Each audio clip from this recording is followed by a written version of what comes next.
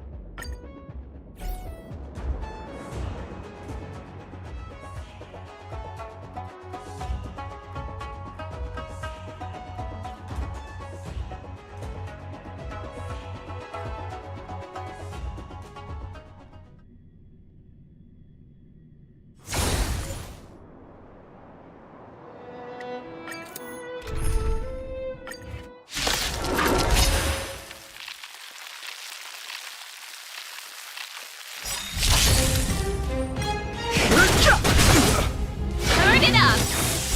You can fight it, or rock with it! Hit!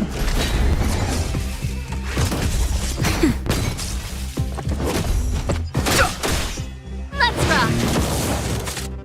That! Nap time.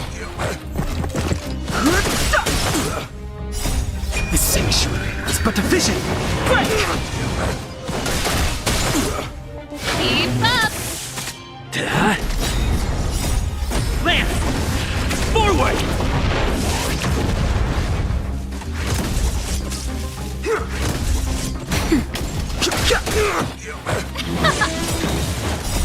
You can fight it, or rock with it!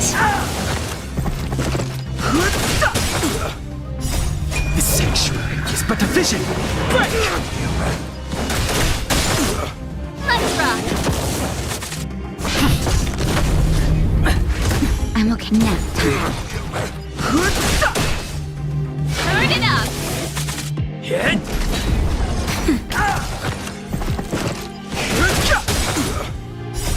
The sanctuary is but a vision! Break! Keep up! You can fight it, or rock with it! That! Lance! Forward! Turn it up!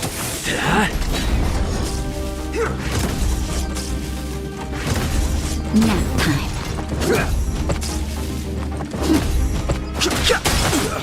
Keep up! You can fight it, or rock with it! Lance! Forward!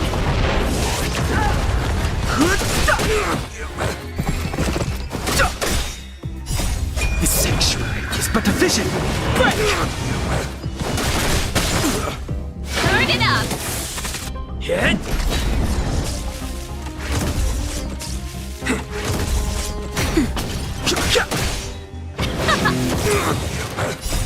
You can fight it or rock with it.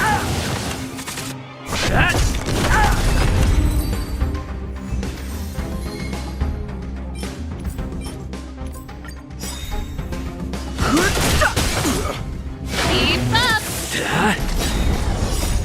Lance! Forward!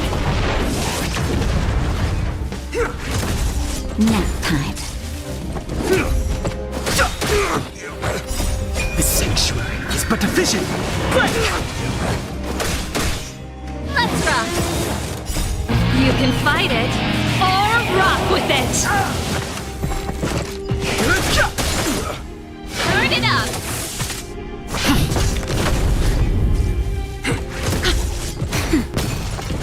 I'm okay. The sanctuary is but a vision! Break!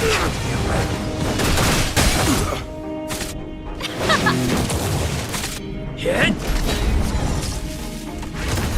Nap time. Let's rock. You can fight it or rock with it. Lance! Forward! The sanctuary is but a vision! Break!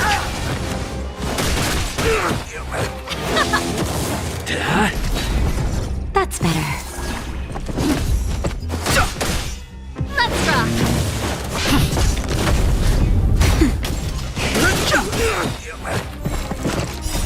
The sanctuary is but a vision! Break! Keep up. Hit! Lance! Forward!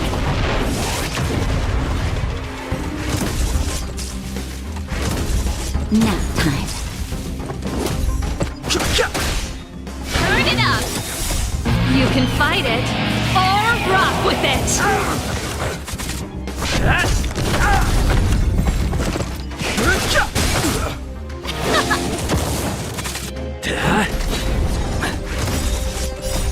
Lance! Forward!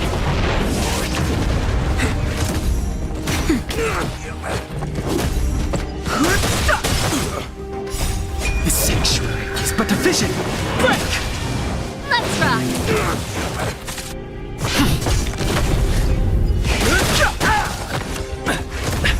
Nap time. Keep up. You can fight it or rock with it. Hit!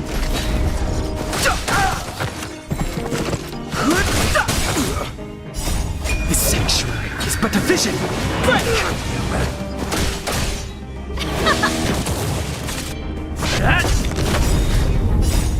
Lance! Forward!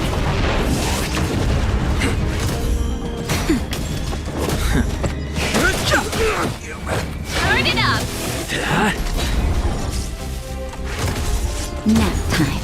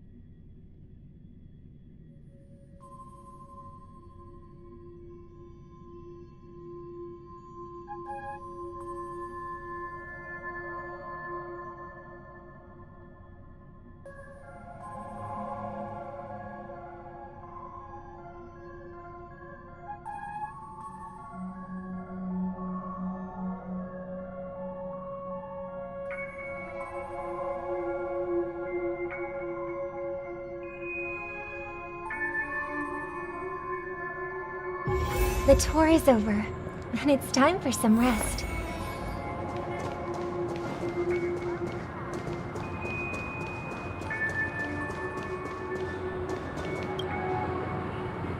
to meet you again, Robin. How are the preparations for the Charmony Festival coming along? We're all so excited about it. It's going smoothly. Thanks for making the trip to join the festival. You're too kind, Robin. It's a pleasure to have guests from all over the universe celebrating day and night. I can't stand being lonely or bored, so this jubilant dreamscape is perfect for me. But if this went on forever, would it get boring too? Nah, not at all. Who would get tired of having so much fun?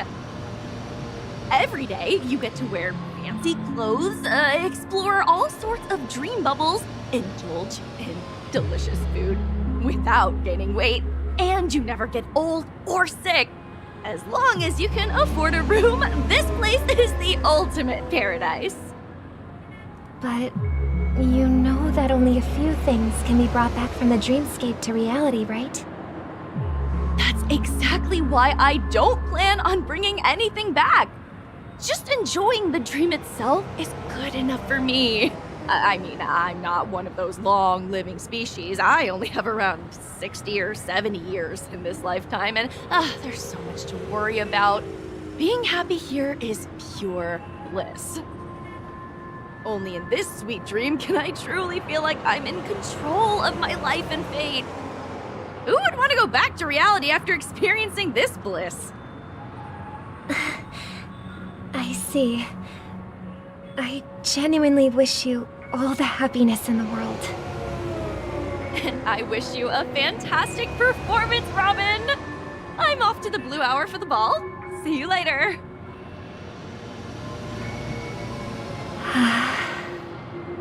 Seems like that guest's perspective didn't resonate with you either.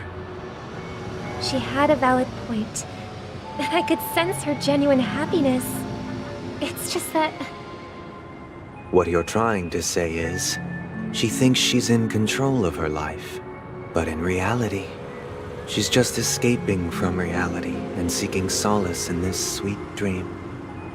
Once she steps out of this sanctuary, everything will be lost. Well, she did make mention of being able to afford a room. Didn't she? However, the paradise in our dreams, it doesn't have to end. No. And the paradise we yearn for shouldn't be just a fleeting dream either.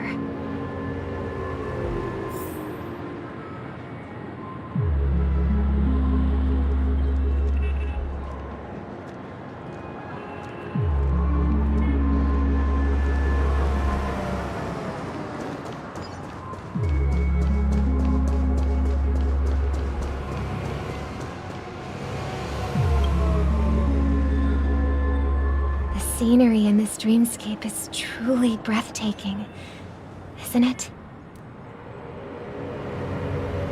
Oh, Robin.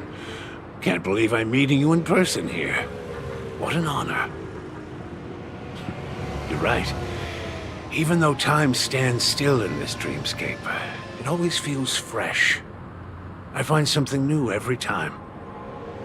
A philosophical mind. I hope I'm not intruding. Oh, not at all. No. With little time left, I yearn for meaningful conversations, especially with someone as esteemed as you. Do you mind if we chat? It's my pleasure. No need to be formal. Just speak your mind.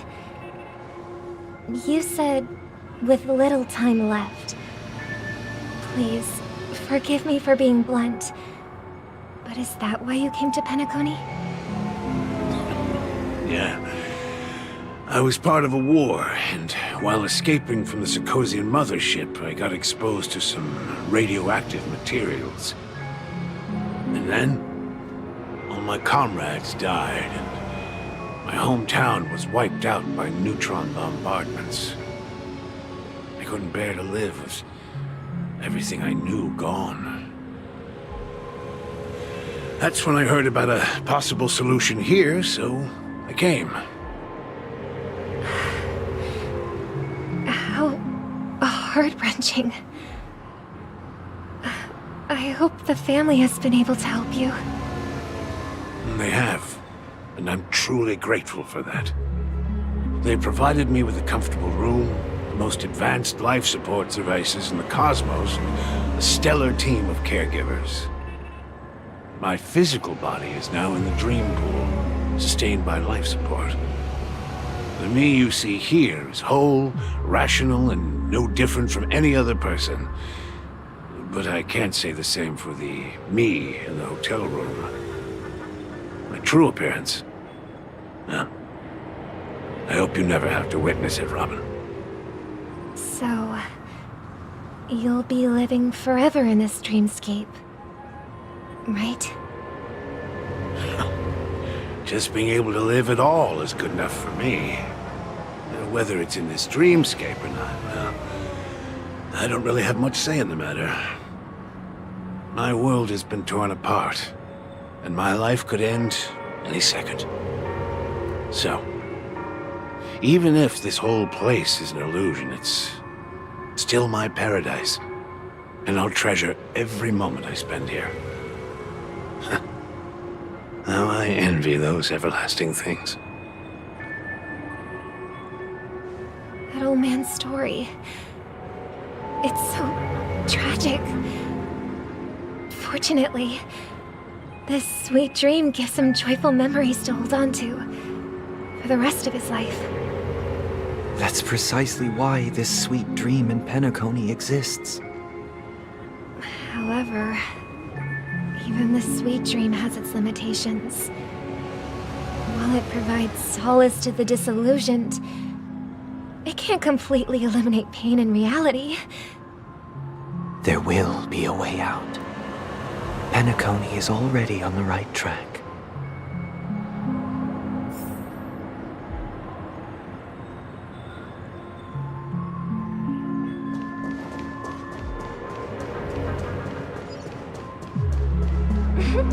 Look what we have here. A lovely young lady.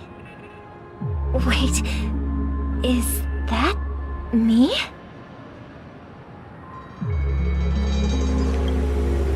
Brother, what a surprise to see you again. Show yourself. Your trick won't work on us. I've heard that a skilled mass fool received an invitation too. That must be you, right? Did you enjoy yourself? Barely. The people here are way too gullible. A little bait is all it takes for them to bite. And they run away at the slightest hint of danger. In other words, they're naive and cowardly. Now that you've had your fill, it'd be wise to leave before it's too late. The music of the harmony doesn't tolerate discord. What? Now that you have the real Robin, I'm useless? Oh, how disheartening. I've done so much for the family. You should be thanking me, because if it weren't for me cleaning up this mess, Penacony would still be in shambles. Don't you think? That was a personal request from the head of the Iris family, and it has nothing to do with us. Step aside and stop causing trouble for the Charmony Festival. The Charmony Festival? You think you can scare me? You think I have no idea what you're planning? I don't care what you're thinking, chicken wing boy. But I'm pretty sure our lovely Robin won't be appearing on stage. After all, you're well aware of what a sorry state this dreamscape is in under the banner of harmony. Penacony, the land of the dreams. Is this truly the paradise you desire? Stop it. What's the rush, chicken wing boy? Did I get to you? Our paradise is none of your concern, masked fool. Leave now, or the family won't tolerate you anymore. All right. I'll go. But Robin, I suggest you seriously consider this. Do you really believe those living in dreams can escape pain and find true happiness? Well, I've done my part. And now I'm simply waiting for the fireworks to begin. Here, the last 2 gifts for both of you. And don't lose them. If by some unfortunate chance the Charmony Festival starts against all odds, remember to use them during the show. And it'll be thrilling. Bang! I heard a raven cawing in the distance. It seems the Dream Master will arrive soon.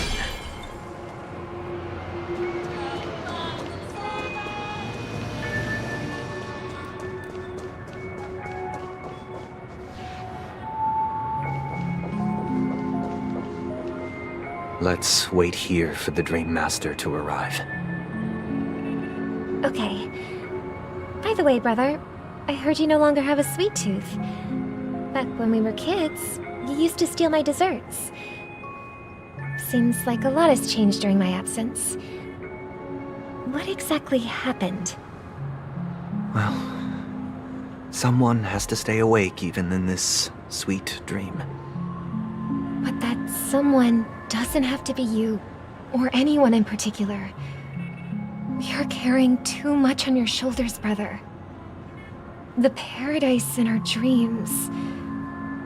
It shouldn't be like this. Penacony is nothing more than a dream. It can't erase the worries and pain of reality, or bring true happiness. It only offers an escape from reality. Nothing more. Remember the old man we met earlier? Without this dream, he might have completely lost himself. That might be true, but... even without Penacony, he could have chosen another path. As far as I know, the Intelligentsia Guild has been promoting their rehabilitation techniques for a long time now. That path may have been more ordinary and challenging, but now he is receiving hospice care in a comatose state, and his fate is sealed. Is Penacony granting these people a future? Or is it taking it away from them? Well, don't forget this. Not everyone really has a future. The future for humanity is like the sky for birds. People mistakenly believe that flight is inherent to birds because they've never witnessed those birds crashing to their death. Do you remember how we took in that little Charmony dove when we were young? Yeah. We took care of it. Provided food and water, groomed its feathers. And later, when I decided to leave Penacony, I opened the cage and set it free. Well, I didn't mention what happened to it in my letters, because I didn't want to upset you. Shortly after you left, it crashed to its death right in front of your window. I had surmised as much. I knew you wouldn't have avoided mentioning the bird for no reason. Despite that unfortunate outcome, I still believe it was the right decision. Birds aren't meant to spend their lives in cages. They belong in the sky, even if they can't fly. But here's the thing. If there are birds in this world that can never fly, can we really assert that they belong in the sky? Are you implying that the same goes for humans too? Let's take the Astral Express as an example. The Nameless made tremendous efforts to bridge worlds, gaining fame across the universe. However, only a few extraordinary individuals can endure such a perilous journey. That's because the pursuit of the Trailblaze exceeds the capabilities of ordinary humans. Otherwise, why would this path be filled with broken rails, an abandoned express, and even a fallen Eon? That's just sophistry. If that were true, then only the powerful would have the right to determine the future. Unfortunately, that's exactly what happens. Another name for the future is self-value. While this world has its fair share of heroes who inspire people and garner admiration for their heroic deeds, the majority of ordinary people will never become heroes in their lifetime. Some are born weak and vulnerable. Some find themselves trapped in unfortunate circumstances. Some fall victim to malice and cowardice. When it comes to survival, everyone is equal. And the weak can only watch as their value gets constantly diminished by external forces. That's why we should care for the weak and support them as if their suffering were our own. That's what the Odes of Harmony have always taught us. While the Harmony holds noble aspirations, the strong will always be strong, and the weak will always be weak. Even in this carefree dream. Human nature contains greatness, but it also harbors inherent weaknesses that can't be eradicated. In the end, if people can't even secure their own survival, they won't care about the illusory future of equality. As long as the law of survival of the fittest prevails, there will always be fledglings crashing to their death. But if people don't live for the future, do they merely exist for survival? If even you, my brother, don't believe that the Harmony will save the weak, then which Eon can make our dreams come true?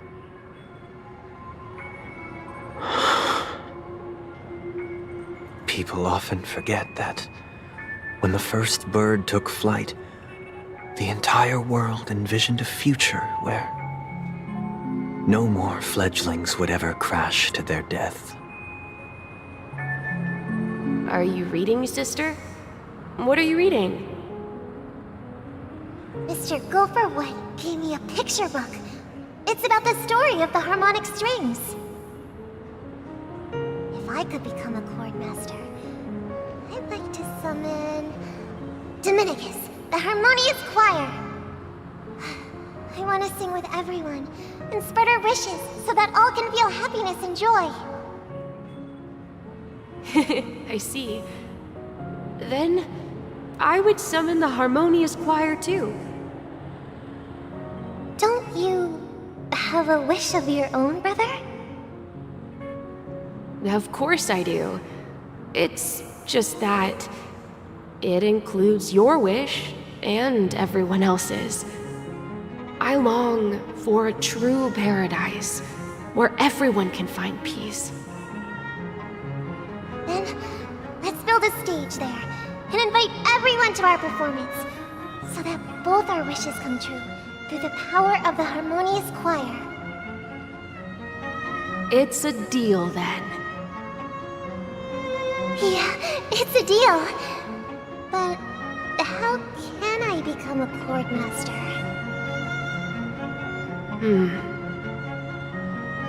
Maybe you will have to become a star first.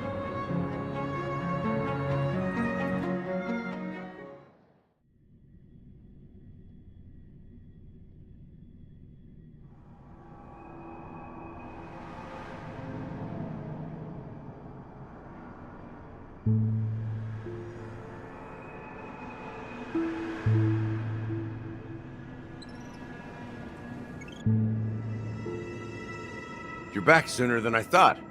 Any results? Yes. And now, it's up to us to forge ahead. Since he's already carried out his last wish, my final mission is complete.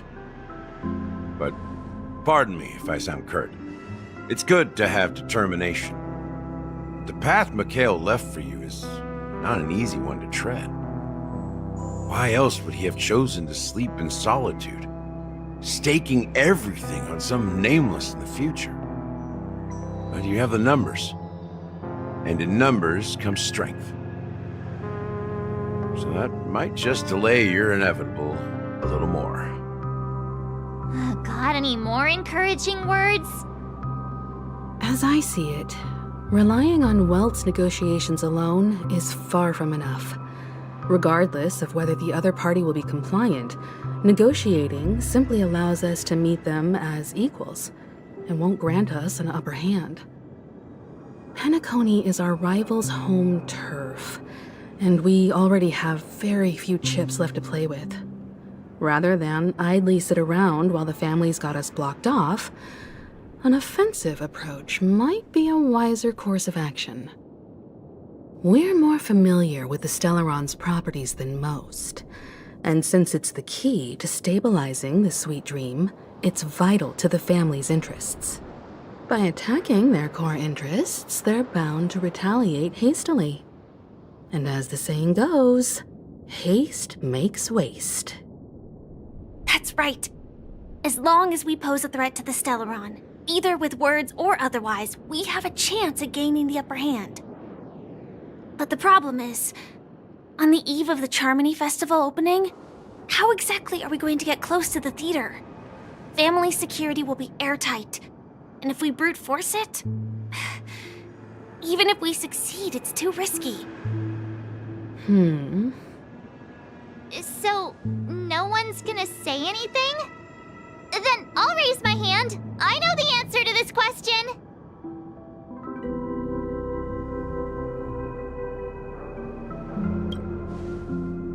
What's that supposed to mean? You'd better believe it. So, I heard that before the Charmony Festival begins, there'll be a pageant to kick off the festival. It's called the Soul Glad TM Festivity Auditions, or something, and it's going to be held in the moment of Scorch Sand. As long as we clinch the top spot, we'll be able to attain the title of Festive Superstar, and be able to personally bask in the graces of Miss Robin. Not that that's important. What's crucial is that we can enter the Grand Theater before the audience arrives. So, how do we go about participating in these festivity auditions? I've already procured special invite tickets from Miss Robin's fan club. To tell you the truth, I had been preparing to join the auditions all along, but now it looks like even if I scrape through, I probably still won't have the chance to shake Miss Robin's hand. So they're still running this thing, huh? It was originally just a publicity stunt, set up by Mikhail to drum up attention. But it looks like it might be worth a shot. We'll follow March's plan. Mr. Gallagher, will you be joining us? I'm afraid I won't have the time. As a virtual character, I've already completed my final mission. Whether Penacony can awaken from this dream is all down to you. Should we ever cross paths again? I'd love for you to visit the Express. All right. I'll have to add to that databank of yours you've got on the Express. And Miss Firefly, we thank you for all your support. We're faced with a formidable enemy. As long as the Astral Express and Stellaron Hunter's objectives are aligned, we're willing to cooperate with you. We've already come this far together. I'd like to join you for the rest of your journey on Penacony. I'm pleased that we can finally fight shoulder to shoulder. I couldn't ask for a better ending. This is also the spirit of the Trailblaze. Now everyone, let's prepare to move out.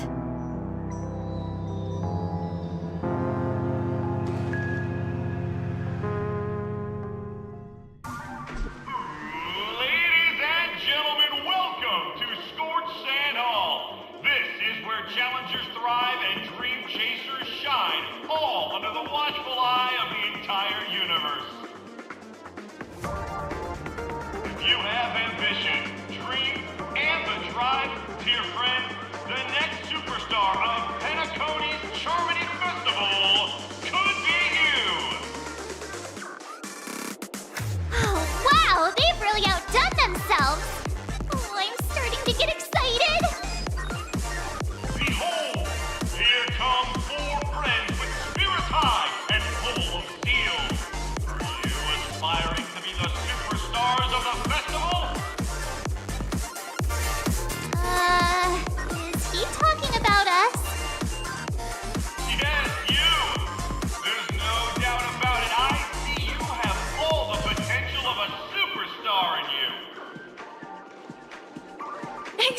me, you four. What are you hoping to get out of all this? As the last group of contestants, how confident are you in overcoming all of the challenges? Would you be open to a brief exclusive interview with us? It'll be quick. Your journey is long and fraught with peril, yet under a sky blanketed by banners, you vie for the crown. The sword and rose! Protect the beauty! The beauty, the beauty! Magnificent and majestic! A knight's head is hard as steel. Brother Lance's focus is stubborn as a heel. We don't all have to be winners, but if we don't have fun, we'd all be sinners. People are pouring in. It kinda feels like all sorts of baddies are showing up. Let's get in there quickly and enter the competition.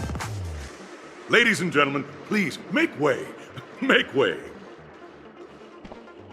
Coming towards us now is one of Penacony's top 10 wealthiest tycoons, and the soul-glad business empire's founder, Mr. Dean.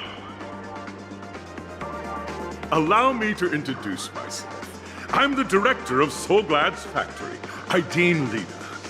My four friends, introduce yourselves to the audience across the cosmos. Hello, everybody. I'm Himiko, a nameless from the Astral Express, and these are my companions. Don't you guys need to hide your identities? Can't hide it anyways. Penacony is plastered with our posters. And because the Astral Express is so well known, the family won't dare to make any rash moves.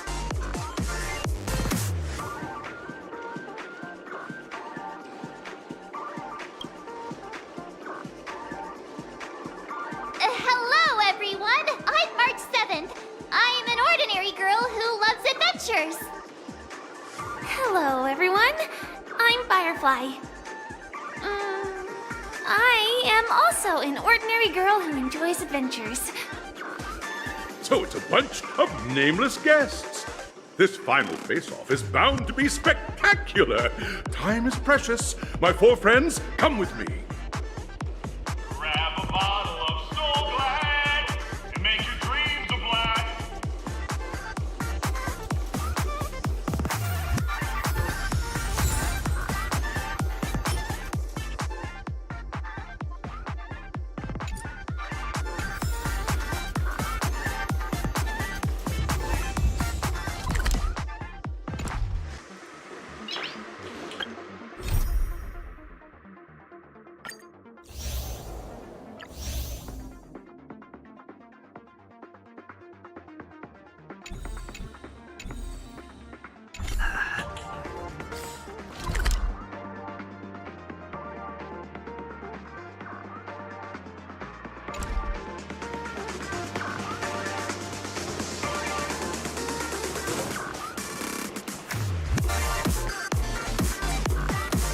This place is buzzing.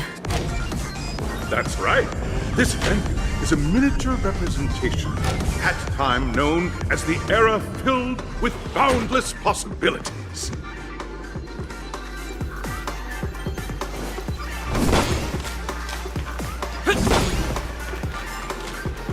Grab a bottle of Soul Glad and make your dreams a black. Nameless, your arrival reminds me of the grand occasion when Penacony was first established. I was still a young, bright-eyed lad back then, lured here by the watchmaker's ads, full of zeal and ready to make my first fortune in life. Once, during a particularly grueling day, I passed out and was resuscitated by a drink from Mr. Sousa. That sweet taste has since been etched in my mind, and that was what drove me to create the Soul Glad that we all know and love today. The dream-chasing era was truly a wondrous time. Oh, I miss those days, and the watchmaker. Scorched Sand Hall is my homage to that time of boundless possibilities. I wholeheartedly hope you make it to the finish and emerge as the next superstars of Penacony. Now then, Is there anything you'd like to say before the competition officially begins?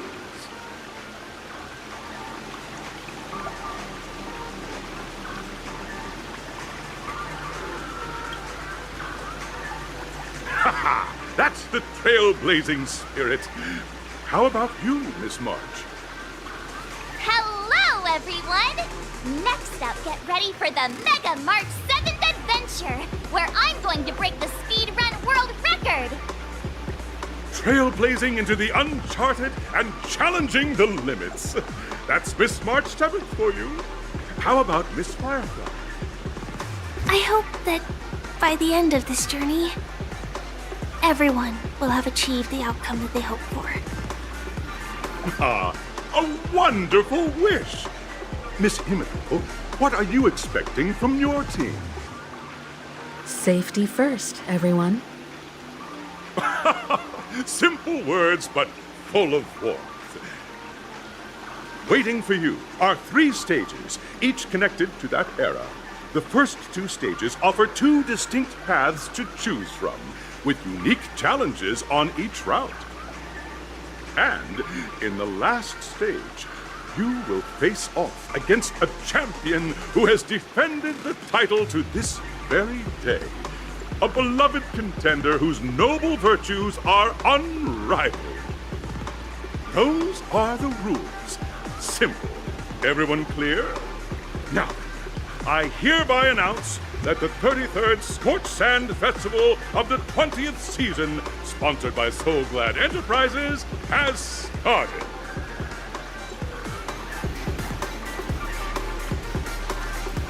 Everyone, as the Charmony Festival is drawing closer, we must reach the end as quickly as possible. Factoring in efficiency and safety, splitting up into 2 groups is the best choice. March and I haven't known Miss Firefly for too long and aren't overly familiar with her. It'd probably be better if the 2 of you paired up. Fine by me. Let's do it. All right. I don't have a problem with that.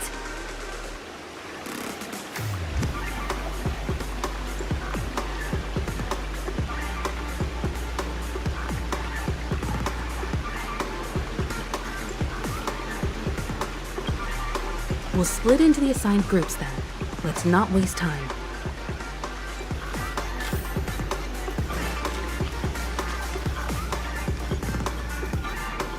Welcome to the first stage of Soul Glad Enterprises' 33rd Scorched Sand Festival of the 20th season, Dream Play Fantasia!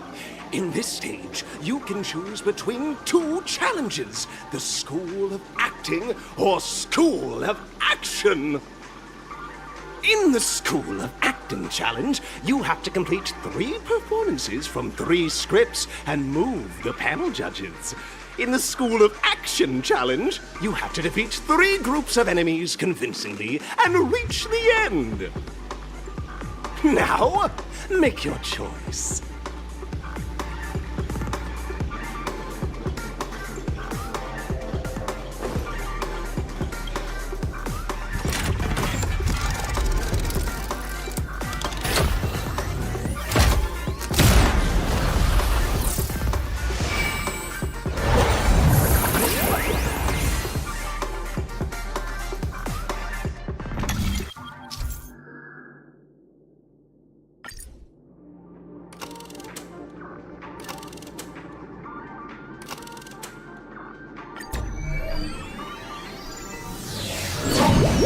The champion's crown awaits you on the stage.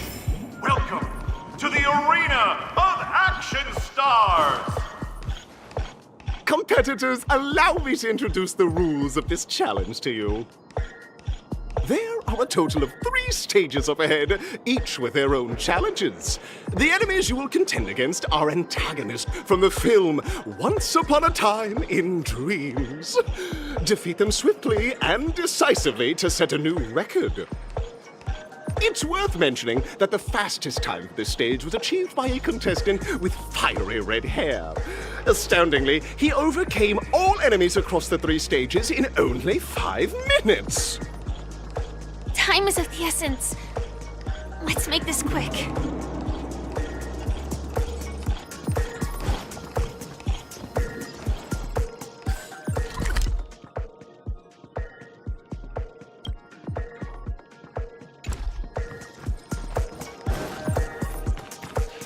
Contestants, you are about to confront the monsters of the primordial dreamscape. During this period, Penacony was nothing but a barren wasteland. The dreamscape was fraught with strife and disorder, with memory zone memes running rampant. As dream chasers who've come to Penacony, defeating them is your first step towards success. All the Soul Glad is ours! Don't even think about plundering the Soul Glad from us!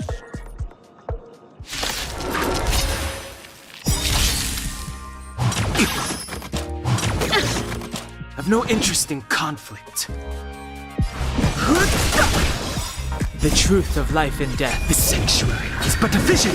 Break! Ready to lose yours? You can fight it, or rock with it! Keep up! I'm on guard.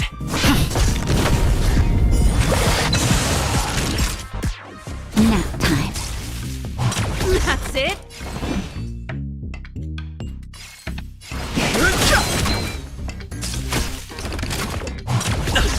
This song's for you. Turn it up!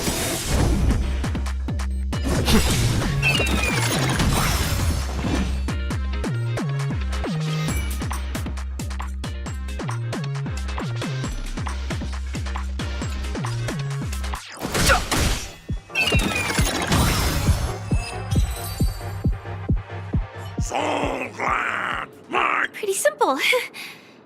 I just hope these tests don't take...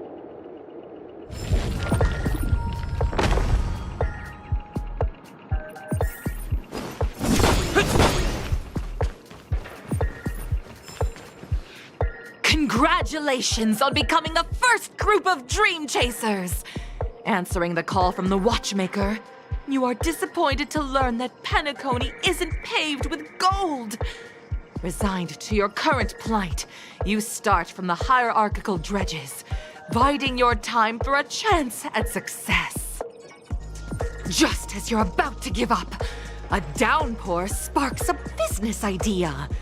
You enter the umbrella business! But just as things are looking up, you encounter a competitor. Defeat them and emerge victorious from this trade war. Why is our opponent Soul Glad? Because this is Soul Glad Enterprises' 33rd festivity auditions of the 20th season! Isn't this just product placement? To safeguard the integrity of Soul Glad, I will soar high into the sky and become its shiniest star. Whoosh!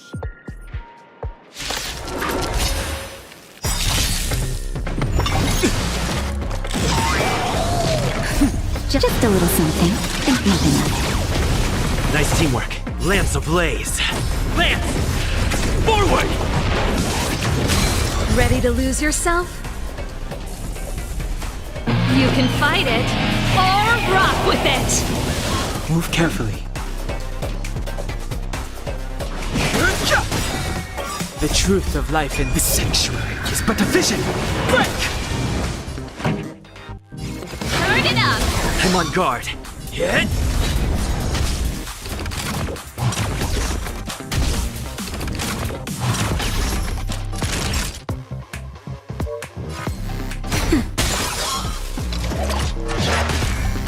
I've no interest in conflict.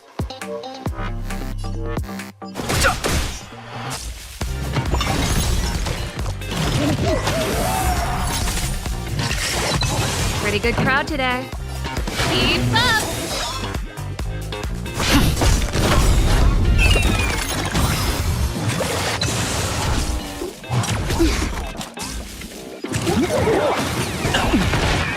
Fighting is meaningless.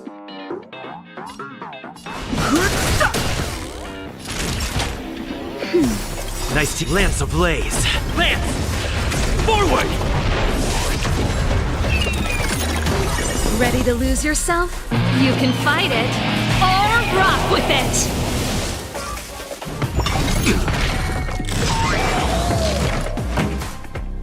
Turn it up!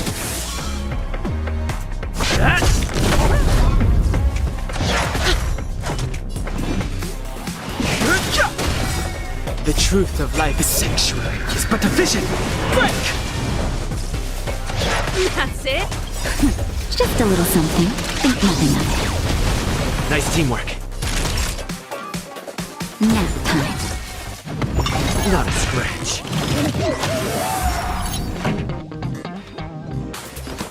Keep up! No interest in Ready to lose your... You can fight it or rock with it! Get! Lance ablaze. Lance! Forward!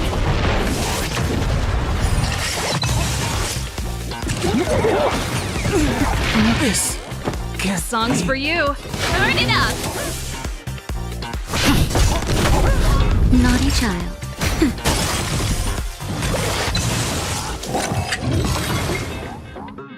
The world kisses me with pain, and I provide with soul glad in return. Whoosh!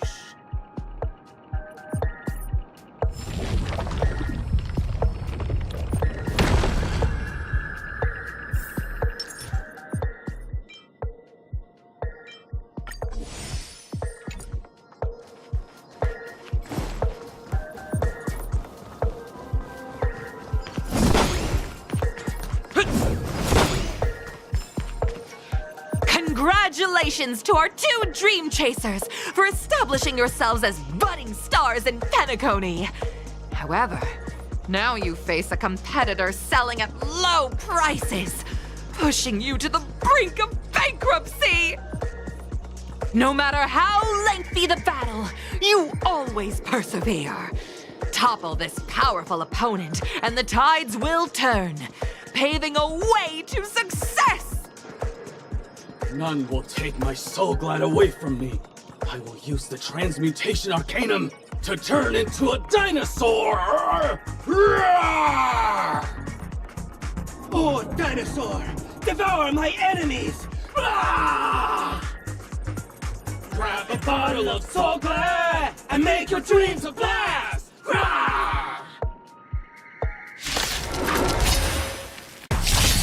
Move carefully. Ready to lose your... You can fight it or rock with it!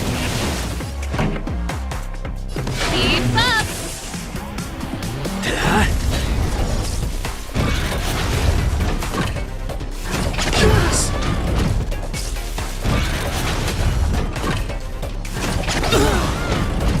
Lance ablaze. Lance!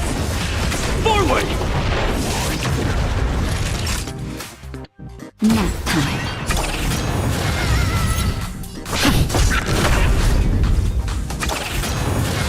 Song's for you. Turn it up! That'll take You more can than fight it or rock with it!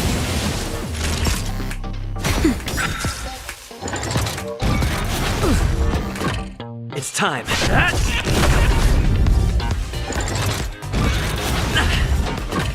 Pretty good crowd today. Keep up! Nap time.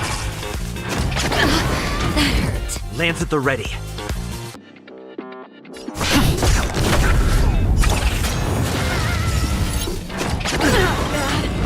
Lance ablaze. Lance! Forward!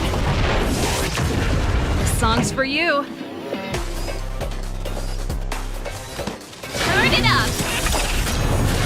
Ready to lose yourself? You can fight it or rock with it! That'll take more than medicine.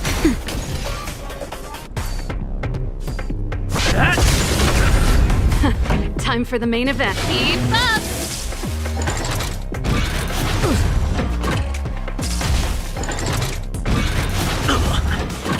Time for a shot. Nap time. Turn it up! I'm on guard.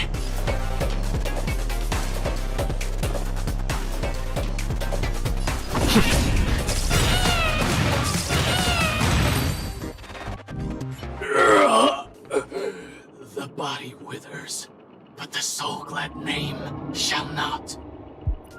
Ah! You truly are a beast! More than I can ever be. That should do it! Okay. Let's go. Mr. Yang is waiting for us. Isn't this fight way off from the actual storyline? Transforming into a dinosaur isn't imaginative enough for you? This is the sort of magic only seen on Penacony. Anyway, let's get back on track. Where were we? Oh, that's right. After an extended battle, you finally emerged victorious! But the companion who journeyed to Penacony with you chose to leave, having lost all hope. In the years that followed, you encountered each other once more on the prosperous streets of Penacony, but dared not call out to one another. Perhaps akin to the lingering regret of every dream chaser. Ah, well done! You brought to life the thrilling action scenes from Once Upon a Time in Dreams with your fighting skills. Looks like we won! Let's hurry up and get to the next stage.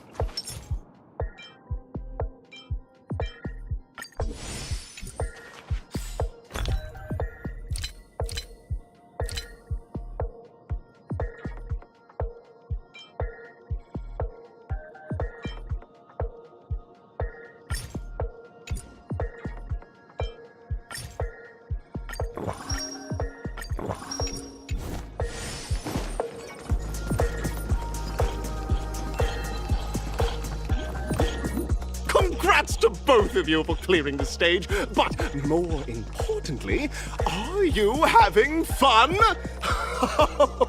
Fun is more important than success. Look at the time! You finished much faster than that red-haired contestant did. That red-haired contestant. Who is that exactly? You'll find out eventually, but only if you clear the next test first. Welcome to the second stage of the 33rd Scorched Sand Festival in the 20th season, sponsored by Soul-Glad Enterprises. Gunfire time! You have the option to choose Gunfire and undergo Brother Hanu's trial, or Time, where you'll face Clucky's trial. And now, make your choice!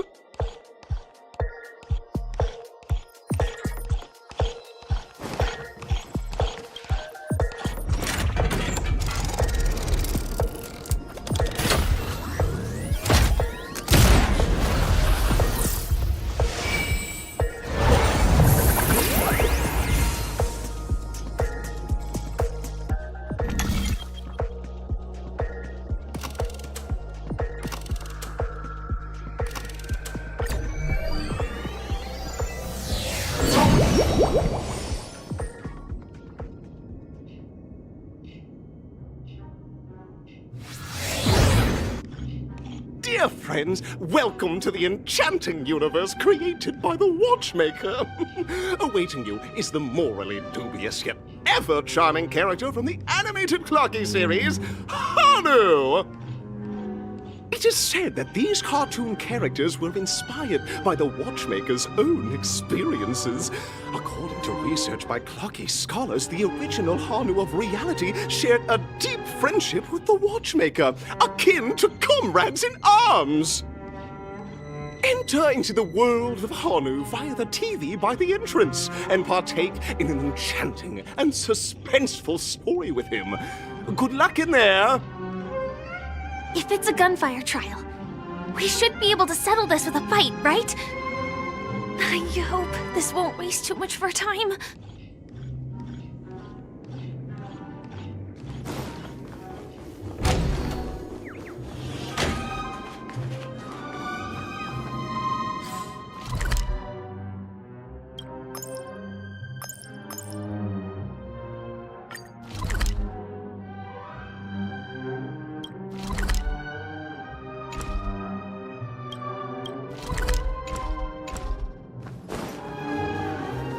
Ready?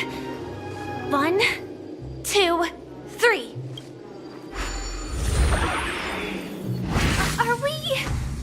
Are we both in control of this Hanu character?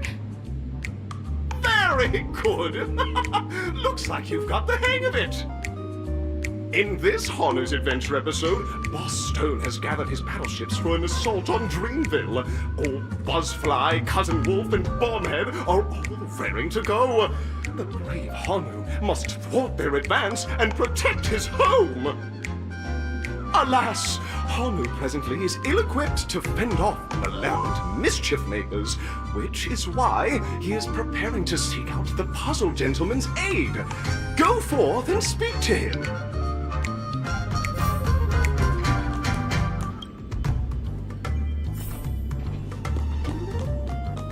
Oh, brave Hanu, you look like you could really use some help. Long time no see, Hanu. You look pretty stressed out. How about an intense and thrilling game of Dream Jigsaw to blow off some steam?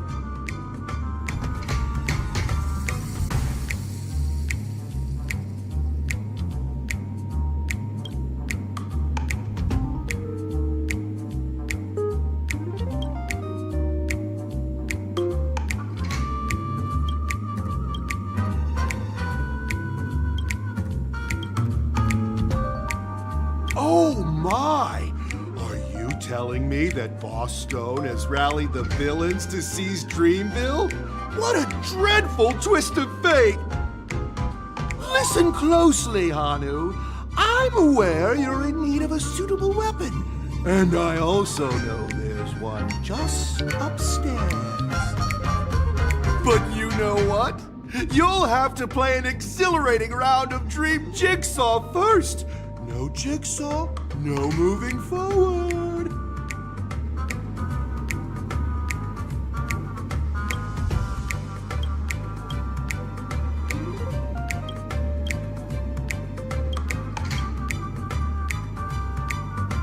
Now scurry along, Hanu, but tread carefully.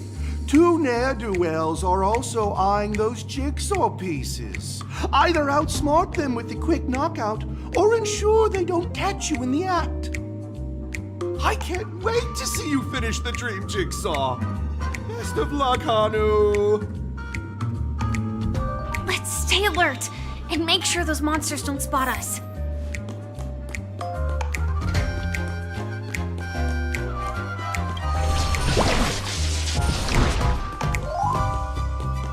Look up there! If we can push that thing down.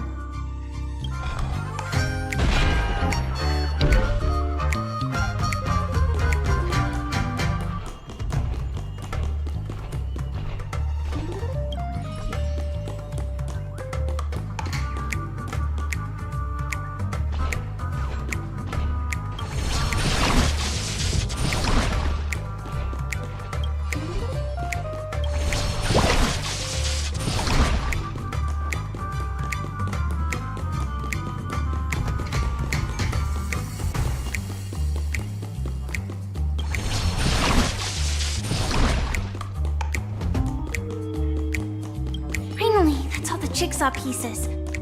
Let's hurry back.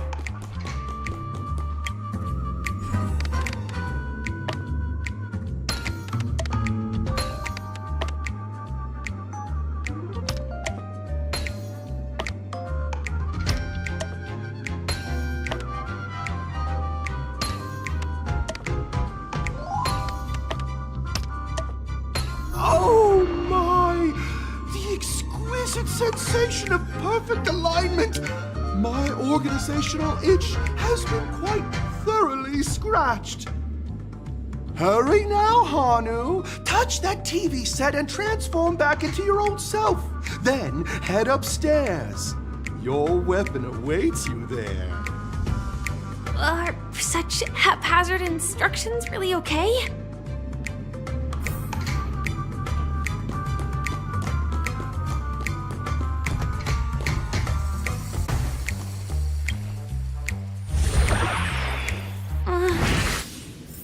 Disconnecting from that thing leaving so suddenly has left me feeling slightly disoriented.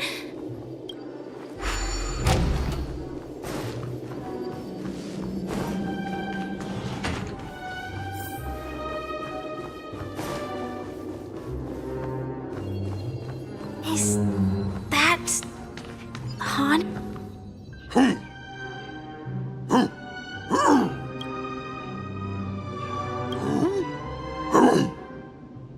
What exactly is he talking about? Tick-tock! It's time for me to make an appearance! Clocky? I can also see him.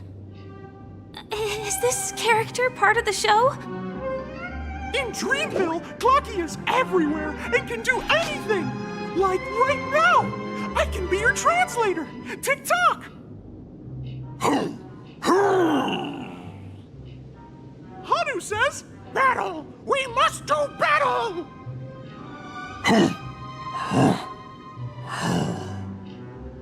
The enemy is at our doorstep, and we have no path of retreat for the future of Dreamville!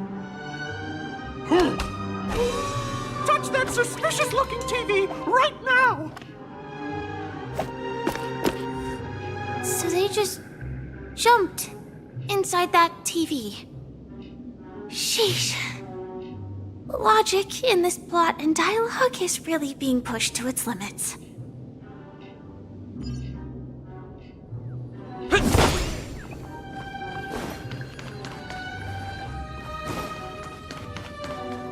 Well, here we go again. Ready?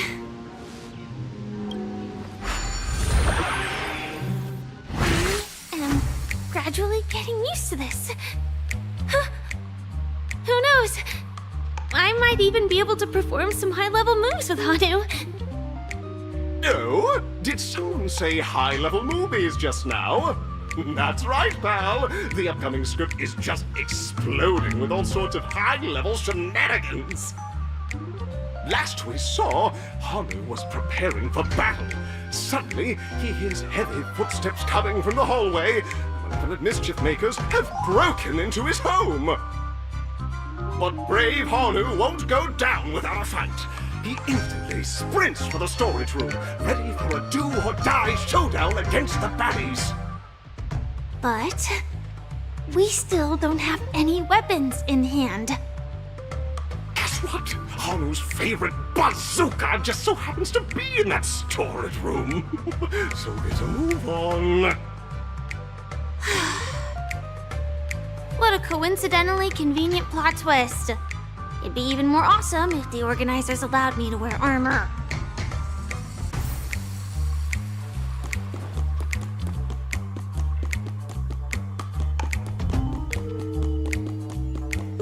The storage room. It's behind the shelves, right?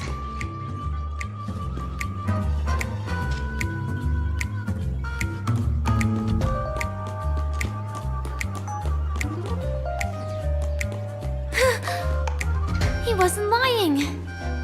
There's actually a bazooka here.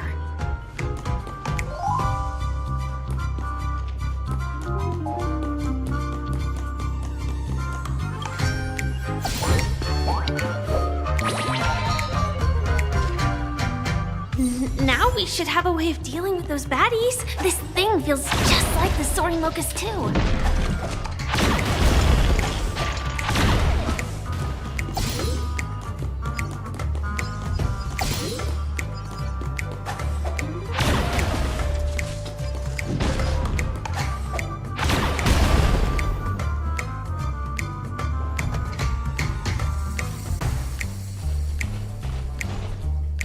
Careful.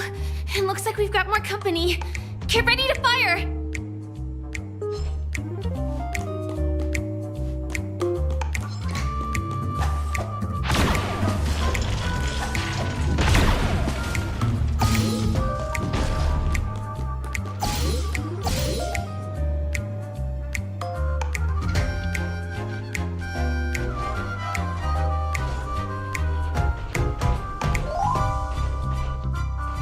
Here we go again. But no big deal.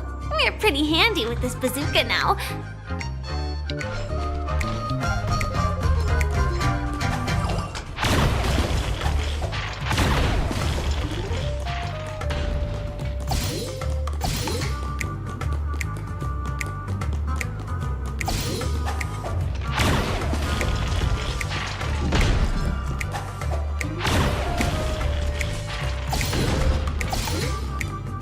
Should be all of them, right?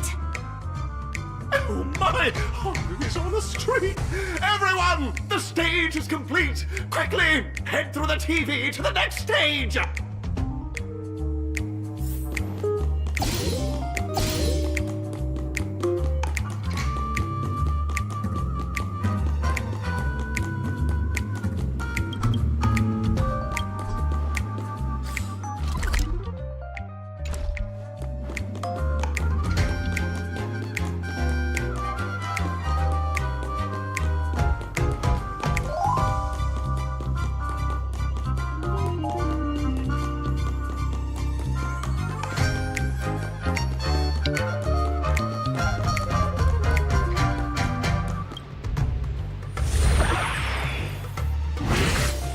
Well, that's that.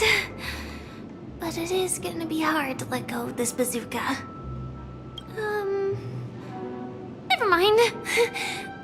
Let's hurry over to the next stage.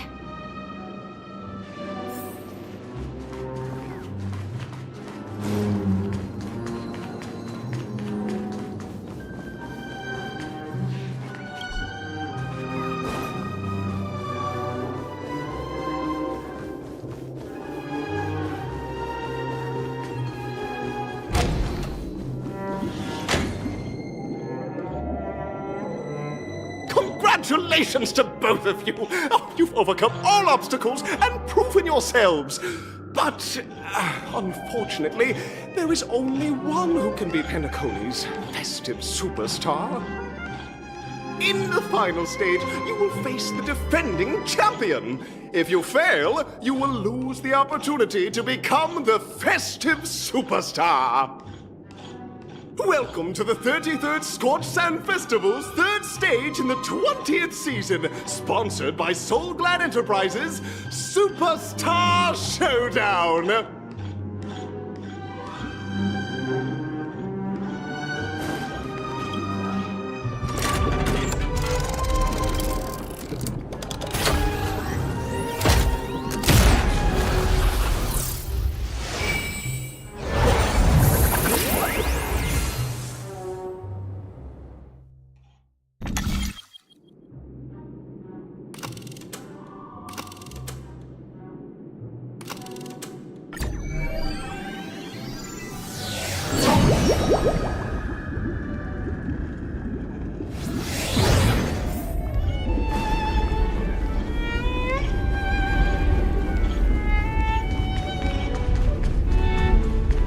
No way, I think I just saw someone. Someone extraordinary. Will of preservation! This will strengthen our position.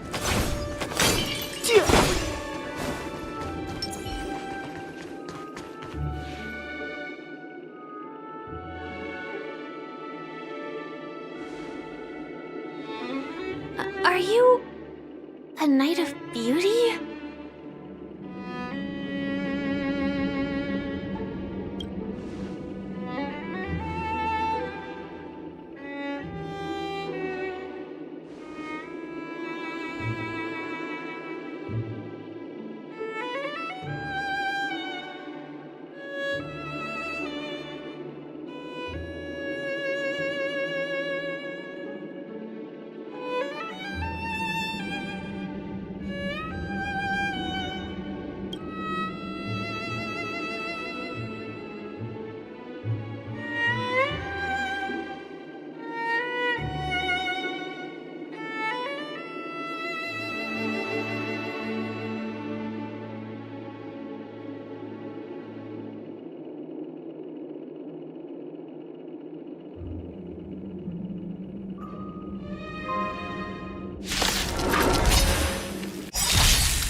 Bear witness. Not a scratch. Move carefully.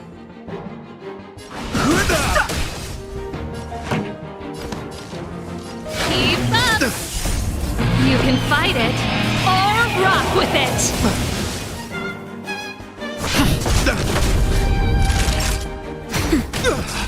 You are fighting a gentleman. Put forth all your might. Lance ablaze. Lance! Forward!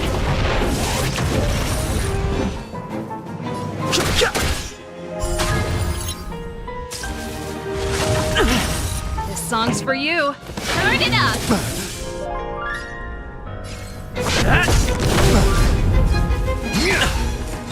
Let's unload. I'm okay. Time for a shot. Now. I have no interest in conflict. The flesh wound. The truth of life in the sanctuary is but a vision. Keep up. Lance at the ready. Rise to the challenge. Behold, this symbol of pure beauty. Just a little something. Think nothing of it. Don't worry about me. Ready to lose yourself? You can fight it or rock with it.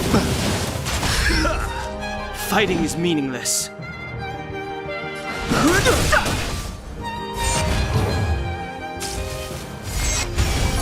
Naughty child. Pretty good crowd today. Turn it up. I'm on guard. Let the duel commence. Lance ablaze. Lance! Forward! Rise, confess.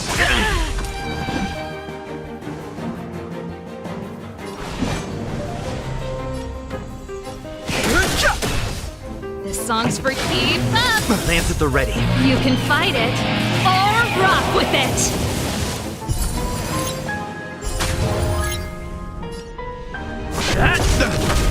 Time for a shot. Ready to jam. Put forth all your might. Not a scratch. The truth of life in the sanctuary is but a vision.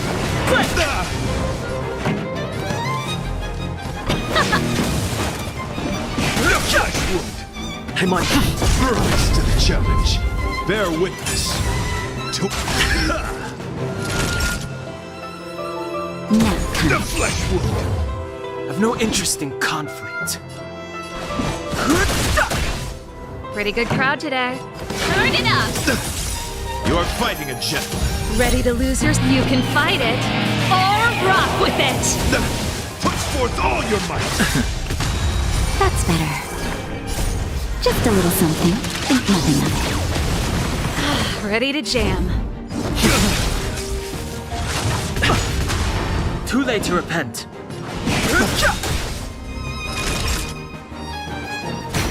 This song's for you. Keep up. Behold, this symbol of pure Lance ablaze. Lance! Forward! Rise to the truth of life and death. The sanctuary is but a vision. Let the duel commence.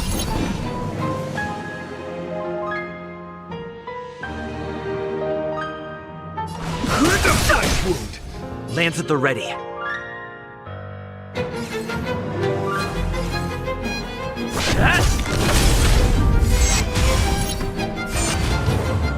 Let's unload.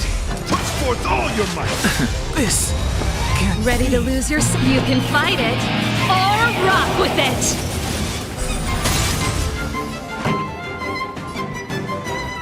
Turn it up. Now. I'm on guard. Rise to the challenge. You are fighting a gentleman. Put forth all your might. Just a little something. Think nothing of it. Nice teamwork. The flesh wound. Bear witness to Lance ablaze. Lance! Forward! Let the duel commence. Confess. Put forth all your might.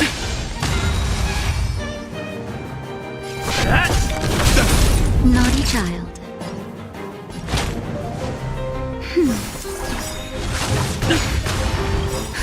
Just a little something.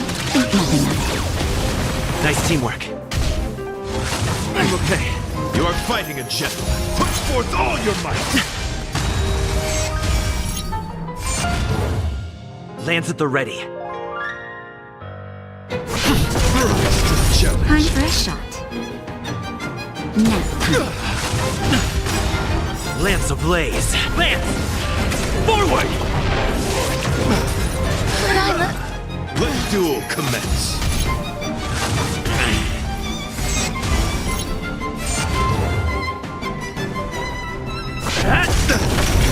Pledge thine loyalty. I'm okay. Put forth all your might.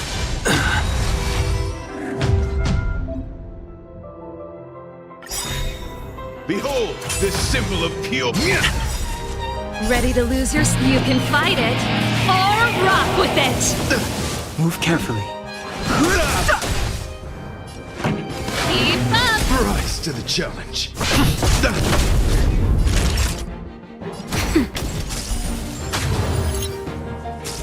You are fighting a gentleman. Put forth all your might. Not a scratch.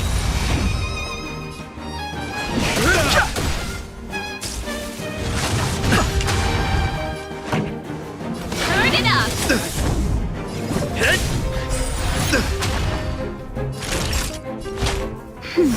Don't worry about me.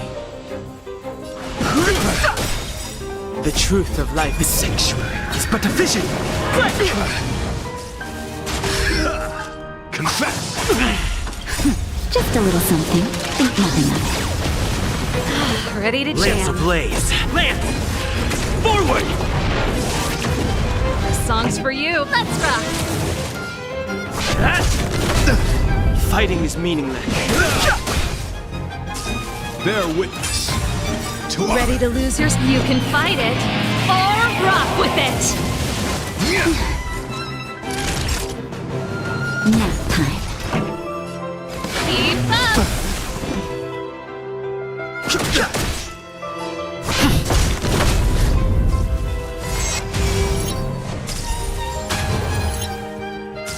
Let the duel commence. Pledge thine loyalty. The flesh wound. The truth of life is sanctuary. It's but a vision. Turn it up! That's better. Don't worry I'm on about guard. me. Rise to the challenge.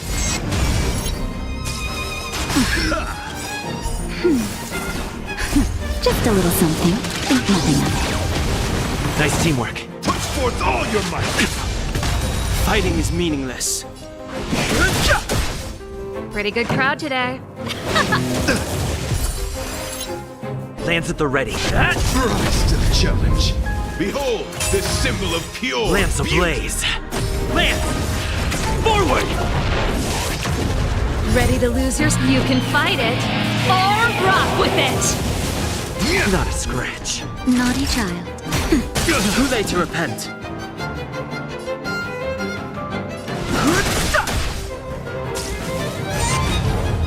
This song's for you. Let's rock! I'm on guard.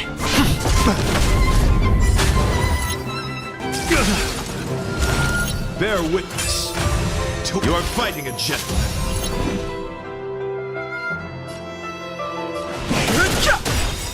The truth of life and death, revealed in an instant. The sanctuary is but a vision. Time for a shot. Nap time. I've no interest in conflict. Pretty good crowd today. Turn it up! Pledge thine loyalty. Okay. Ready to lose yours? You can fight it, or rock with it! Put forth all your might. Just a little something. Think nothing of it. Don't worry about me.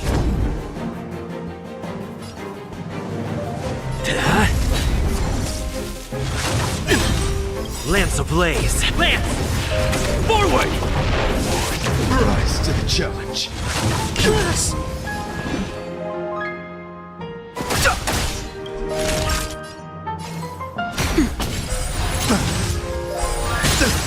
This song's for you. Keep up! Let the duel commence. Put forth all your might.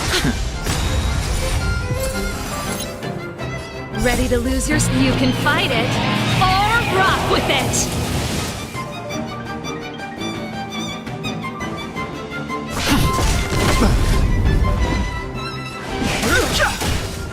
The truth of life, the sanctuary, is but a vision. The flesh wound! Pretty good crowd today. Turn it up!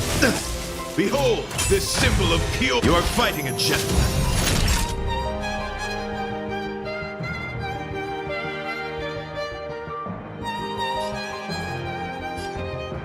Nap time. Just a little something. Think nothing of it. Nice teamwork. I've no interest in conflict. Lands at the ready.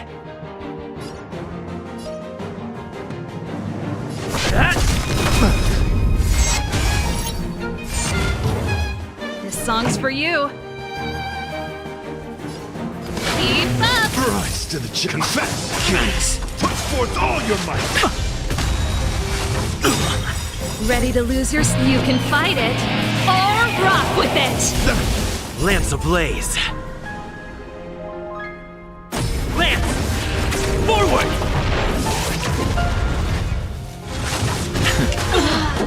Naughty child. Rise to the challenge. I'm on guard.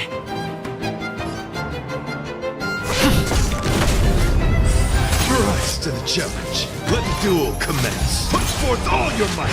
I'm okay. Just a little something. Think nothing of it. Nice teamwork.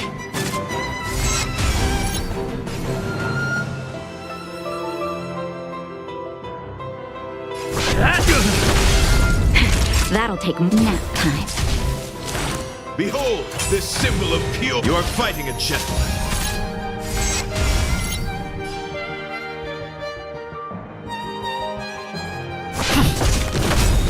Lance ablaze. Lance! Forward!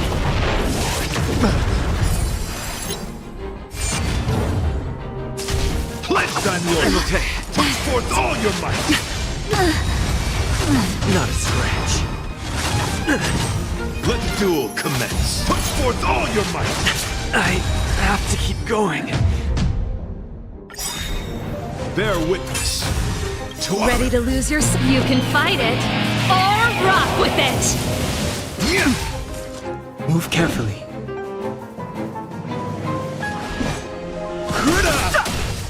This song's... Turn it up! Lance at the ready. Rise to the Time for a challenge. shot. You are fighting a gentleman. Put forth all your might. Fighting is meaningless. Keep up!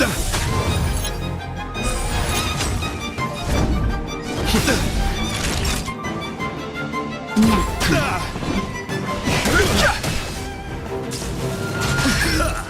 Confess. I'm okay. Pretty good crowd today. Turn it up! Rise to the challenge. I've no interest in conflict. The truth of life, the sanctuary, is but a vision. The flesh wound. Behold, this symbol of pure... Naughty child. Just a little something. Think nothing of it. Don't worry about me.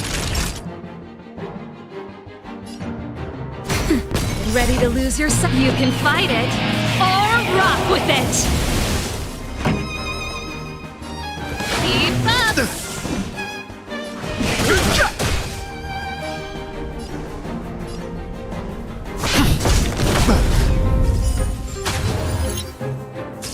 Let the duel commence. Pledge thine loyalty.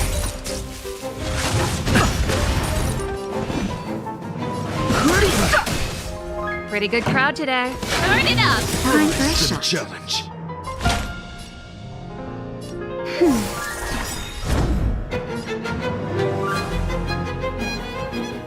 Lance ablaze. Lance!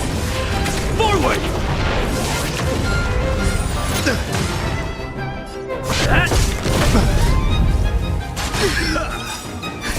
Just a little something. Think nothing of it. Ready to Put jam. forth all your might. Fighting is meaningless. Rise to the challenge. The truth of life, the sanctuary, is but a vision. This song's for you.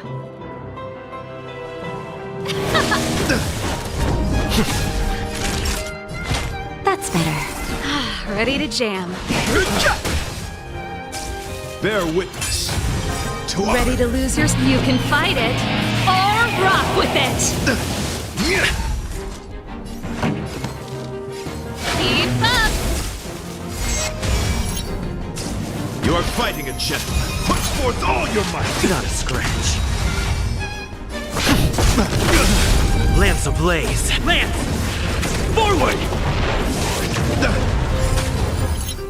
Too late to repent. Naughty child. Don't worry Pretty good about crowd me. today. Let's rock! I've no interest. Rise to the challenge. Behold, this symbol of pure Ready to lose your... You can fight it, or rock with it! Let the duel commence. Nap time. This song's for you. Turn it up!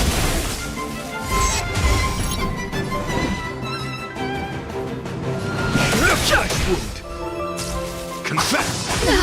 Put forth all your might. That's better. Just a little something. Think nothing of it. Nice teamwork. The truth of life and death. The sanctuary is but a vision. Lands at the ready.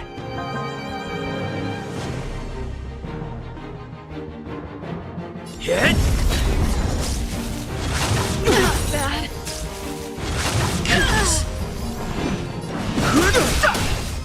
Pretty good crowd today. Ready to lose your... You can fight it, or rock with it!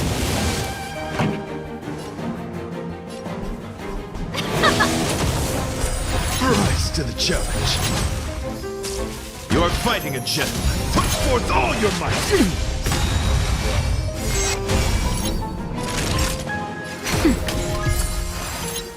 I'm on guard. Rise to the challenge. Keep up! Bear witness. Ready to lose your... You can fight it, or rock with it! Lance ablaze. Lance! Forward! Let the duel commence. Time for a shot. Nap time. No interest in conflict. The truth of life and death, revealed in an instant. The sanctuary is but a vision. Just a little something. Think nothing of it. Don't worry about me.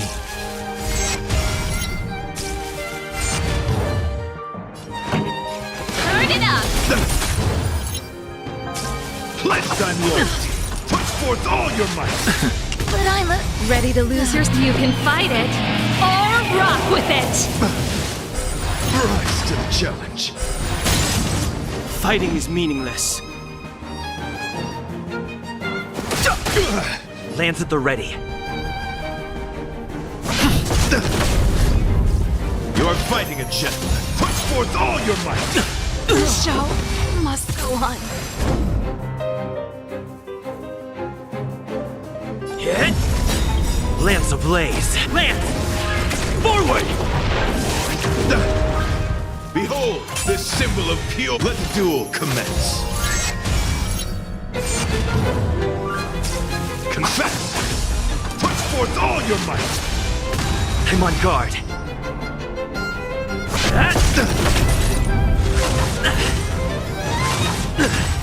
You are fighting a gentleman. Put forth all your might! Not a screw. I have to keep going. Bear witness. Ready to lose your... You can fight it, or rock with it! Move carefully.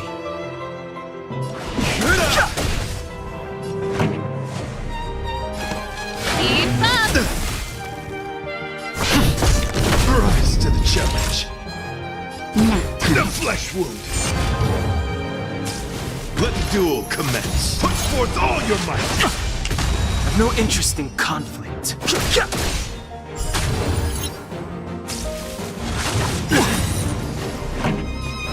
it up! Lands at the ready. Rise to the Time challenge. for a shot. Fighting is meaningless. The truth of life is sanctuary is but a vision. The flesh wound. Pledged on loyalty. Just a little something. Think nothing of it. Ready to jam. Keep up! I'm on guard.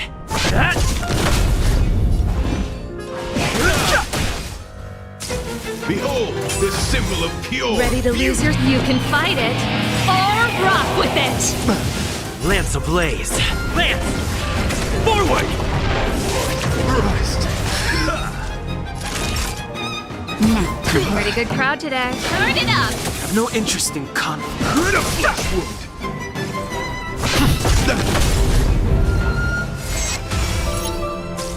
You're fighting a gentleman. Confess. That hurt. Keep up!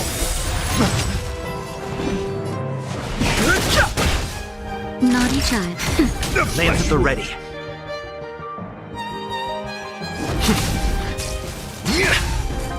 Put forth all your might. Fighting is meaningless. The truth of life and death, the sanctuary, is but a vision. Break!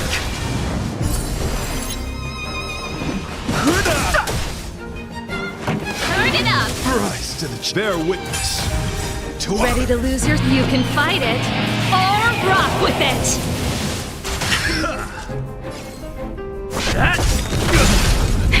That'll take more than medicine. Nap time. Just a little something. Think nothing of it.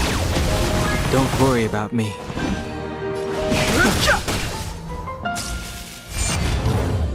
Pretty good crowd today. Keep up! Lance at the ready. Let the duel commence. Put forth all your might. That's better. Lance ablaze. Lance! Forward!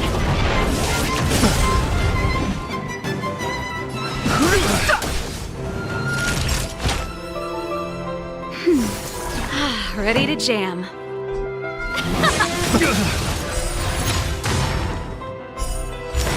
Behold, this symbol of pure. Ready to lose your... You can fight it, or rock with it! The truth of life and death, the sanctuary, is but a vision. Break! You're fighting a gentleman.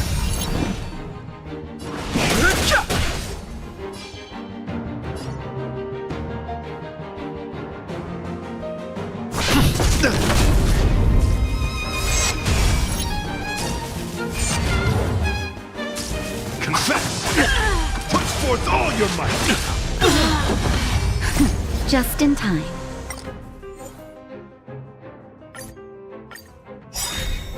Bear witness to... Move carefully.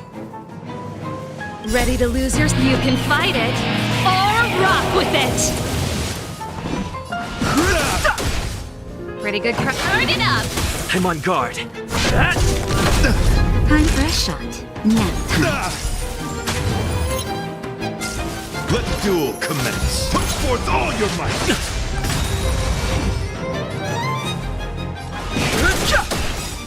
Lance ablaze. Lance! Forward! Rise to the challenge. Song's for you. Keep up! Fighting. The flesh wound. The truth of life, the sanctuary, is but a vision. Break! Pledged on loyalty. Turn it up! Rise to the challenge. Have no interest in conflict. Behold, this symbol of pure. Ready to lose your... You can fight it, or rock with it! I'm okay. Just a little something. Think nothing of it. Nice teamwork. Nap time. Pretty good crowd today. Keep up!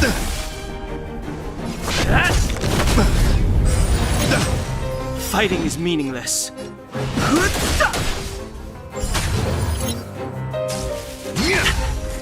Confess. Okay.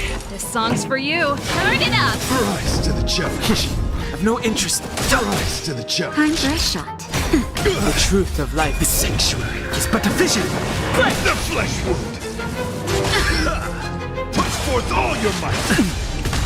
Fighting is meaningless. Lance ablaze! Lance! Forward! Keep up! It's time! Rise to the challenge. Bear witness to our... Ready to lose your... You can fight it, or rock with it! That's better. I've no Ready to interest jam. in conflict. Pretty good.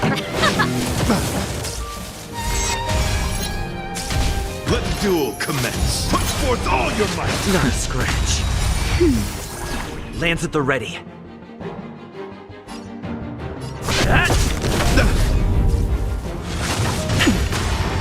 Fighting is meaningless. Just a little something. Think nothing of it. Nice teamwork. Rise to the challenge.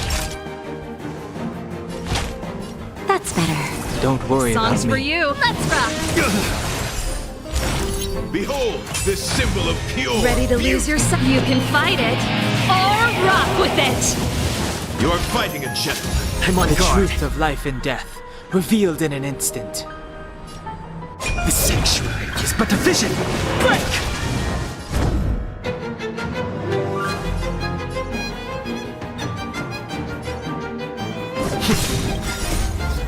Lance! Forward!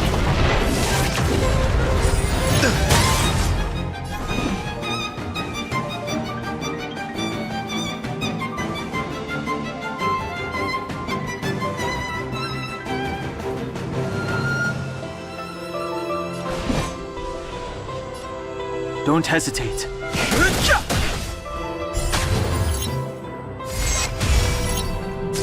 Pledge thine loyalty. Put forth all your might. Pretty good crowd today. Keep up! Naughty child. Ready to jam. A flesh wound.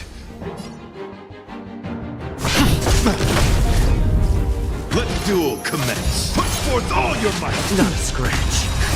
Just a little something. Think nothing of it. Don't worry about me. Turn it up!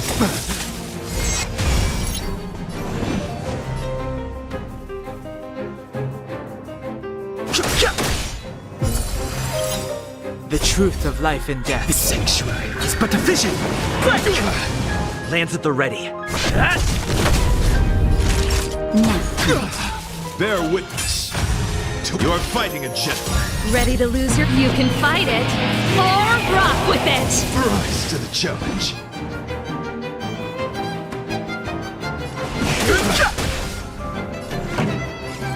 Keep up! I'm on guard. Rise to the challenge. Lance! Forward! Confess.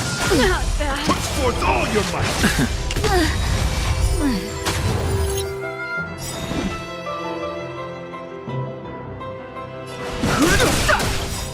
Ready to lose your... You can fight it, or rock with it! Rise to the challenge. Time for the main... Turn it up! Rise to the challenge. Lance at the ready. Put forth all your might. This song's for you. Keep up!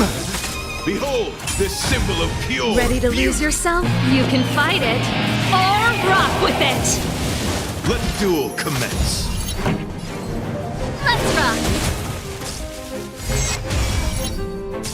Pledge thine loyalty. Put forth all your might.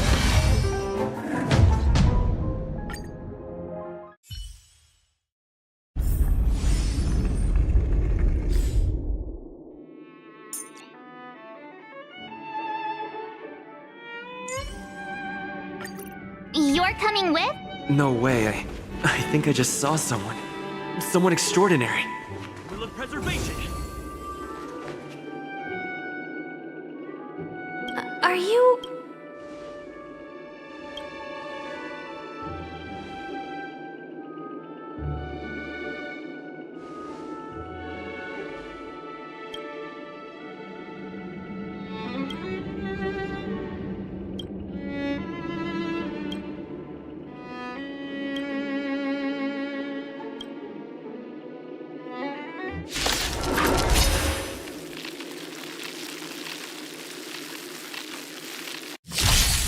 bear witness to... Try that again. Rise to the Here to crash the party? Turn it up! I'm on guard. Naughty child. Tough luck running into me. Here!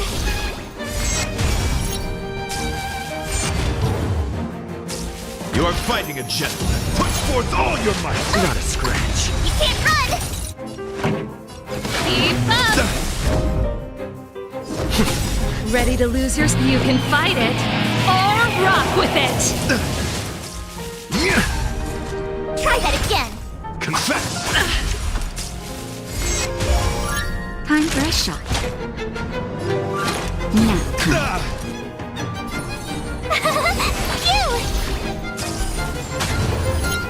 This song's for you. Turn it up! Lance at the ready. Behold, this symbol of pure Lance ablaze. Lance! Forward! Christ. You can't run! Gotta try hard. Watch this awesome move! Rise to the challenge. Naughty child. The flesh wound. Let the duel commence. Pledge thine loyalty. Try that again. Here! Pretty good crowd today. Keep up! Rise to the challenge. You can fight it, or rock with it! I'm on guard.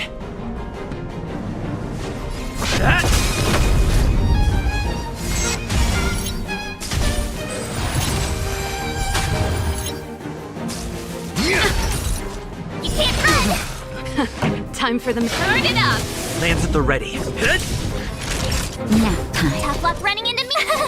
Phew! Keep up!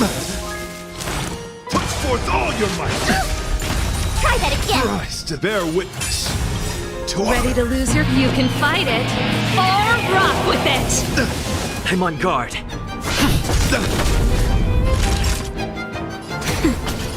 Gotta try hard. Watch this awesome move.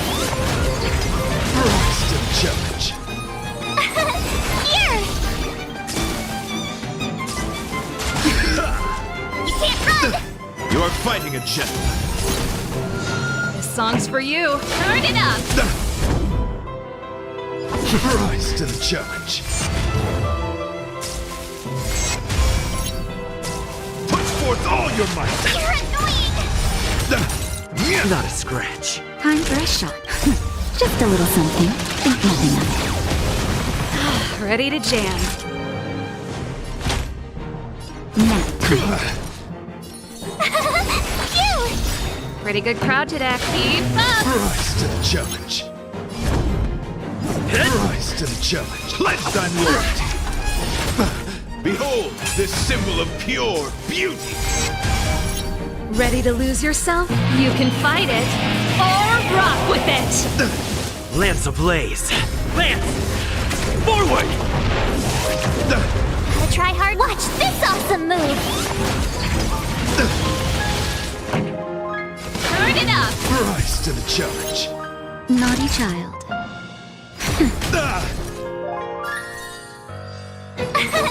Here! Try that again. It's time. This song's for you. Keep up! Now time. Lance at the ready. My turn. Phew! You can't run. Confess. Go away. Pretty good crowd today. Turn it up! Put forth all your might. Time for a shot. Nice Tough teamwork. luck running into me. Keep up! Ready to lose yourself? You can fight it, or rock with it! Lance ablaze. Lance! Forward! Gotta try hard. Watch this awesome move. You are fighting a gentleman. Lance at the ready.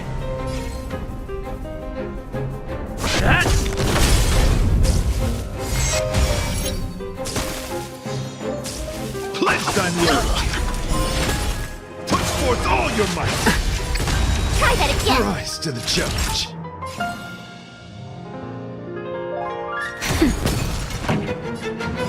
Turn it up!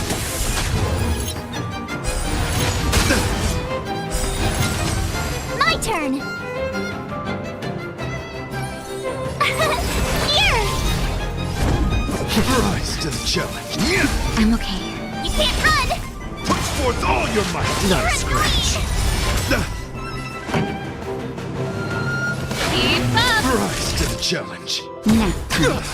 Behold, this symbol of pure beauty. Just a little something. Think nothing of it. Thanks a lot. Ready to lose your... You can fight it, or rock with it! Gotta try hard. Watch this awesome move.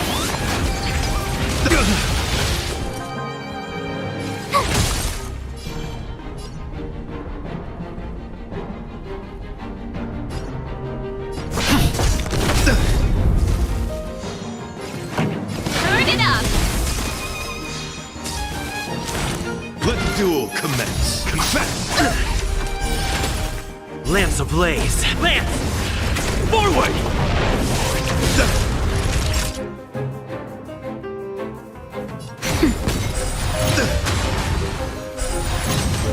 I'm on guard. Tough luck running into me. Phew! Keep up! Ready to lose your... You can fight it, or rock with it! Put forth all your might. Try that again. You're annoying. Lance at the ready. Put forth all your might. Not a scratch. That's better. You can't run. Bear witness to Gotta try hard. Watch this awesome move. Song's for you. Turn it up! My turn. I'm on guard. You're fighting a gentleman. Lifetime Not loyalty. bad. Lance ablaze. Lance! Forward! Time for them. Keep up! You can fight it, or rock with it!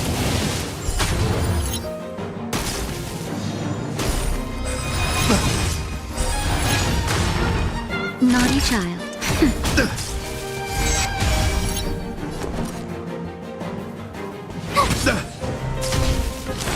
Put forth all your might.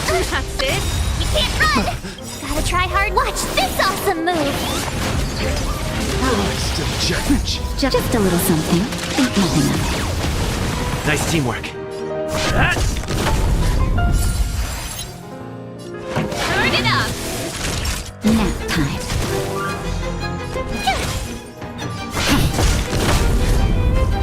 You're annoying.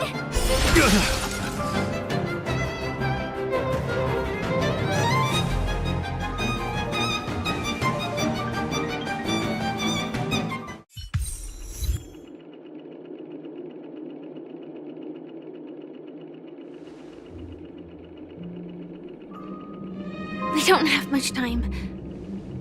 May fate allow us to meet again, Night of Beauty. In that case, let's make our way to the end. Penacony's really thronging with talent. I hope we make it in time.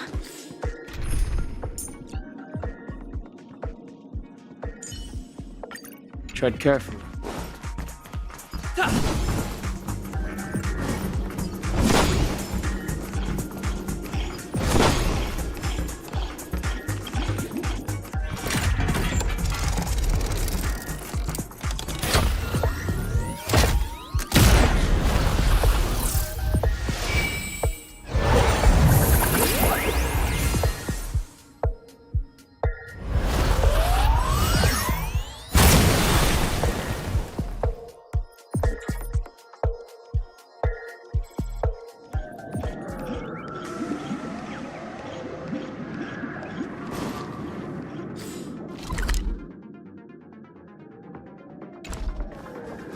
Congratulations to the Galactic Baseballer and Firefly on becoming this Scorch Sand Festival champion.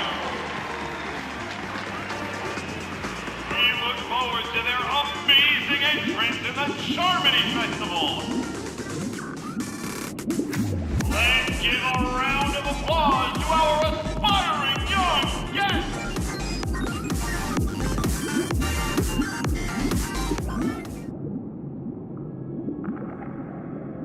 Congratulations to the both of you on becoming the festive superstars of this year's Charmony Festival. Before entering the Grand Theater, I, on behalf of the organizers, extend my sincere congratulations to you, wishing you joy under their radiance.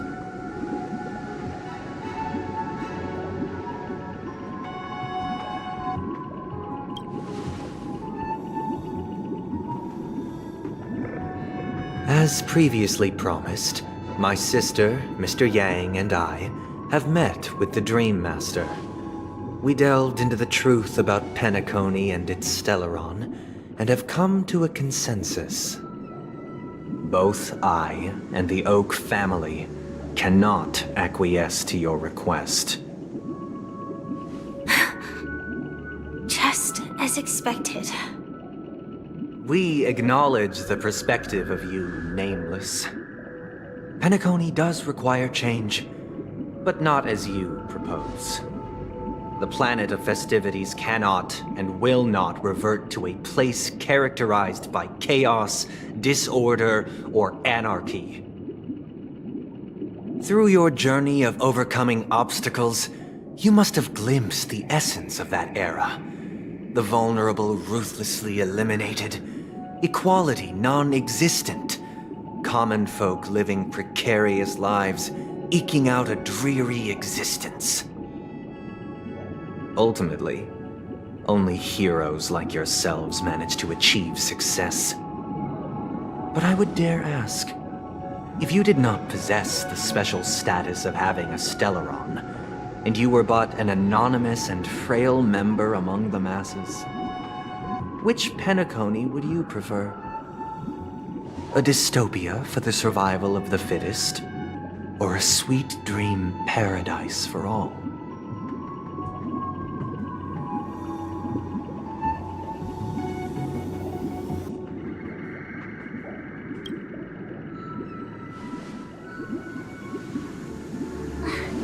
That's not the point! Don't let him mislead you! Mr. Sunday, even if the members of the Oak family can't fully agree on what to do about the Stellaron, now's not exactly the time to be holding an extensive discourse about Penacony's past and future, is it? The Stellaron issue concerns the life and death of everyone on Penacony. If anyone has a better suggestion, the crew is more than willing to listen. Also, it'd be best to tell us the ins and outs of that meeting. This way, we'll at least know what Welt and Ms. Robin are dealing with, and the reason why they failed to make our appointment. Ah, Navigator. That is precisely my intention. With all present, let's begin by discussing the details of that meeting.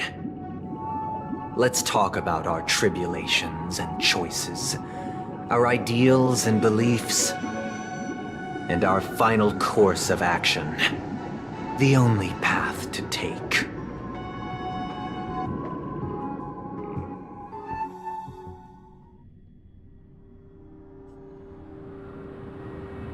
You mean to say that for the longest time, there have been scoundrels who would use the Charmony Festival that I have bequeathed to the masses as a tool to realize their ambition?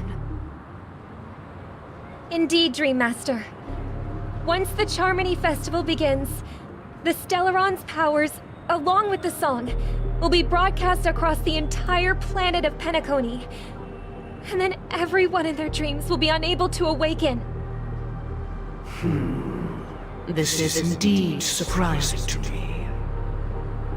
The dreamscape is maintained by the collective effort of the 5 families. If someone were to use the Charmony Festival to recklessly disseminate the power of the Stellaron. This individual must hold a position of great authority. Do you have any suspects?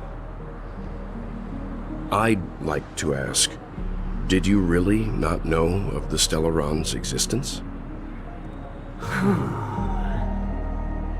I would have never thought that this Nameless would point the spear at me.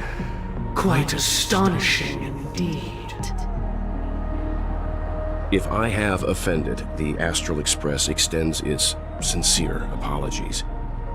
But the current circumstances are dire and leave no room for meticulous inquiry. We're doing this out of concern for the Dreamscape's safety.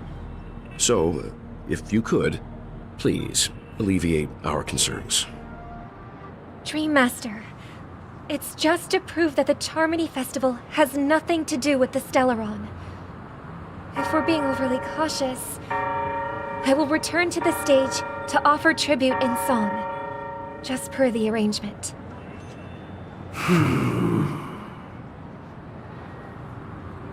Sunday, Robin. I've watched you two grow up, and know your dispositions like the back of my hand. Both of you, right now, can surely be lauded as their most devout advocates. I already know your resolve. The magnitude of this matter is enormous, and cannot be taken lightly. Since Mr. Yang has asked with such earnestness, I will personally respond in kind. If there is a need, the entire Oak family will be mobilized to heed your call. Someday, might I ask you to beseech them to cast their light unto me, and question me in their stead, so that no lies may be concealed? I will do as you command. Robin, could I entrust you to be present as a witness, to document the truth, and to proclaim my innocence, so that all slander may be utterly dispelled? I will do as you command. May thy will be carried out on earth, just as it is in the heavens. Oh, triple-faced soul, please sear his tongue and palms with a hot iron, so that he will not be able to fabricate lies and make false vows. Let us begin. There is nothing else to prepare. Understood. Question. Have you devoted your life to your god, never worshipping other gods? Naturally. Do you love your god as you do yourself, always heeding their admonishments? Naturally. Have you strayed from the path expected by your god, betraying their name? Never. Have you ever been inordinate with your asks of your god, coveting more than the foundation of the creation itself? Never. Then, a final question.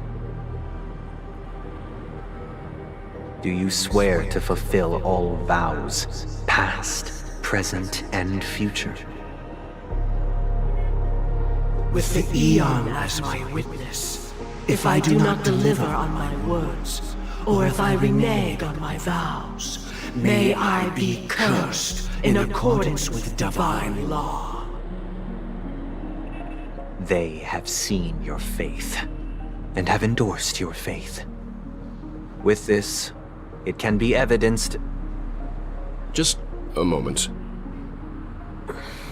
What is it, Mr. Yang? I have another question I hope to have answered. To my understanding, the family's harmony and prosperity have never relied on so-called divine laws. The god you both mentioned, are they truly Shipe? Mr. Yang should know that those belonging to the family toil together as if they were kin, embracing solidarity and unity under their light. All duplicity is laid bare before the harmony. Such a delicate and complex symphony. Which other god could perfectly harmonize this, if not for the Great One, Shipe? Perfectly harmonize. Therein lies the problem. It isn't an outsider lurking in the shadows who changed the harmony, but a dissonance that has surreptitiously emerged from within this very symphony itself. In the distant past, there existed an eon. With one flick of the wrist, they crafted the laws of the cosmos. Their followers formed the Beyond the Sky Choir, spreading solemn and reverent hymns throughout the universe. Later, they fell. The route traversed by this eon clashed with the harmony, ultimately being absorbed and fused into it. The chorus that once reverberated across worlds fell silent, and when it echoed anew, it was transformed into the hymn of harmony. Though an eon may perish, paths with no masters still linger. In the all-forgiving harmony, echoes of bygone dissonance may subtly arise. Mr. Yang. Being overly astute can be a detriment. Especially when you find yourself alone and without allies. So this is how it is. For the sake of our grand cause, Sunday, please afford these two an opportunity to rest. What?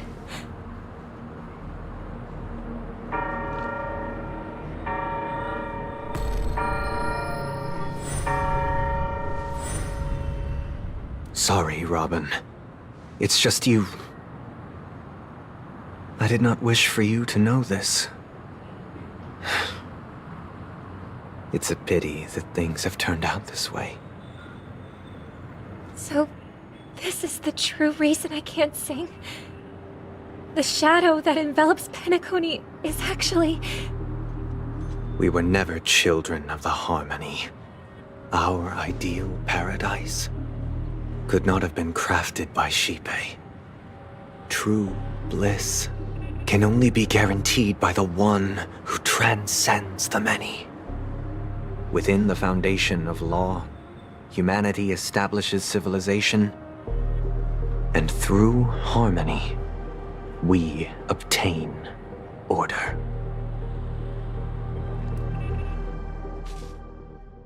Unbelievable. To think that there would be remnants of the Order on Penacony. What have you done with Mr. Yang and Miss Robin? Don't worry. I just gave them some time alone to ponder their fates. You should know that these actions make you an enemy of the Astral Express. Should we need to stand against the Nameless, it would only be myself and the Oak family involved. But we haven't reached that point yet, have we? Your efforts for the justice of Penacony are evident to everyone, and have been widely observed.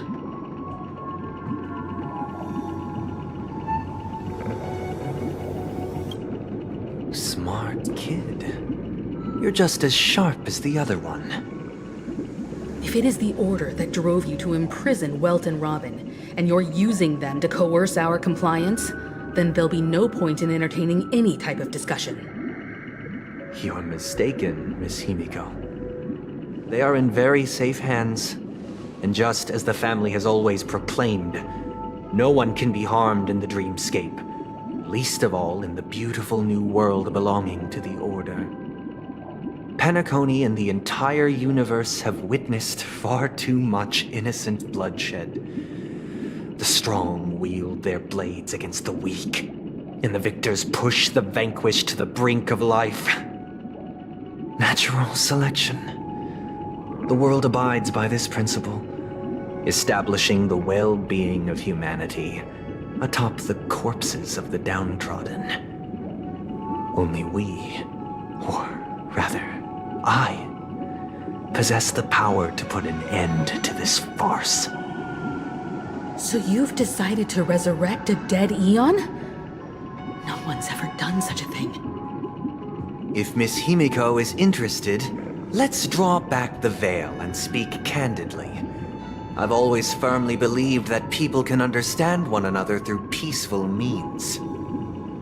I'm willing to divulge the unembellished truth as to the intentions of the Order's Pathstriders, so that you will make better judgment for the Astral Express, for Penacony, and for this stretch of the universe.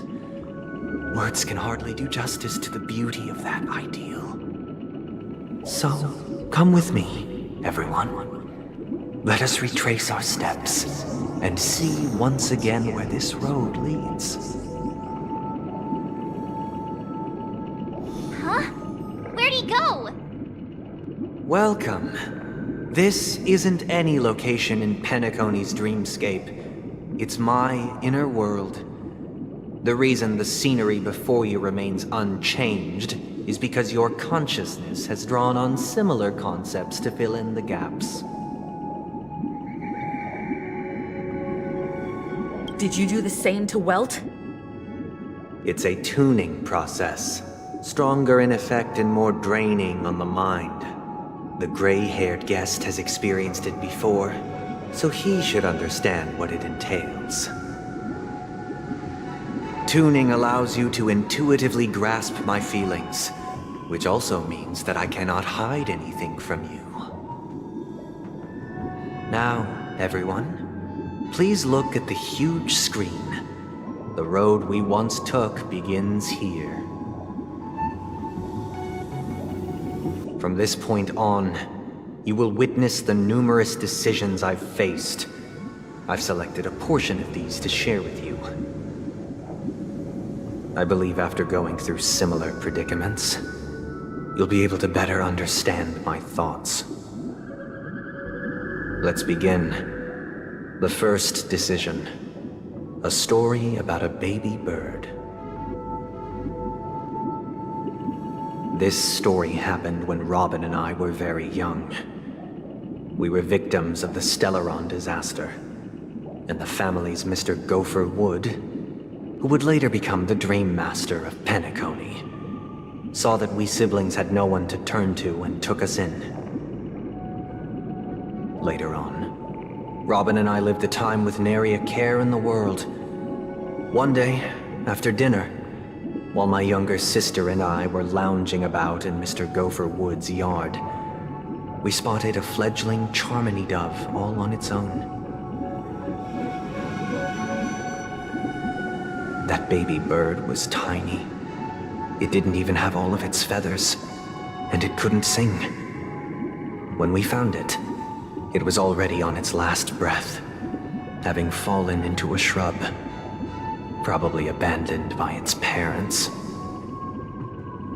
We decided to build a nest for it right there and then. However, thinking back, that winter was unusually cold, with fierce winds at night in the yard, not to mention the many poisonous bugs and wild beasts in the vicinity. It was clear that if we left the fledgling in the yard, it stood no chance of surviving until spring. So, I suggested we take it inside, place it on the shelf by the window, and asked the adults to fashion a cage for it. We decided that when it regained its strength enough to spread its wings, we would release it back into the wild. The tragic part, something that we'd never considered, was that this bird's fate had already been determined long before this moment. Its destiny was determined by our momentary whim. Now, I pass the power of choice to you all. Faced with this situation, what choice would you make? Stick to the original plan, and build a nest with soft net where the Charmony dove fell. Or build a cage for it, and feed it, giving it the utmost care from within the warmth of a home. I eagerly await your answer.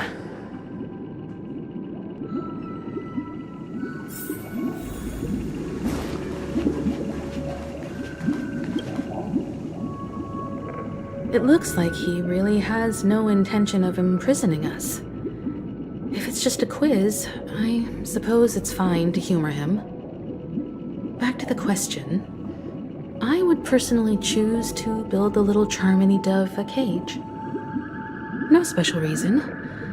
I do think that a fledgling should have the right to fly into the sky. But if it can't even live to that point, then there's nothing to talk about to begin with.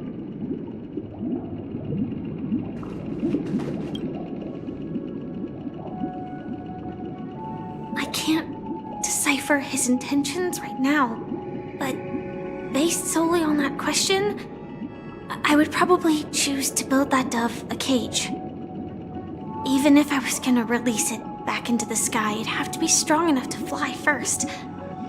If I left it where I found it, I fear it'd never get the chance to fly ever again.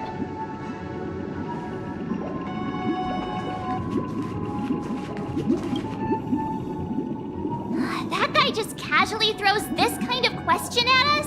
What exactly is his deal? But fine, I'll answer, I guess. If it were me, I guess I'd choose to build a cage for the little Charmony dove. After all, leaving it there, it's bound to get hurt by wild animals or something. And that'd just be too sad.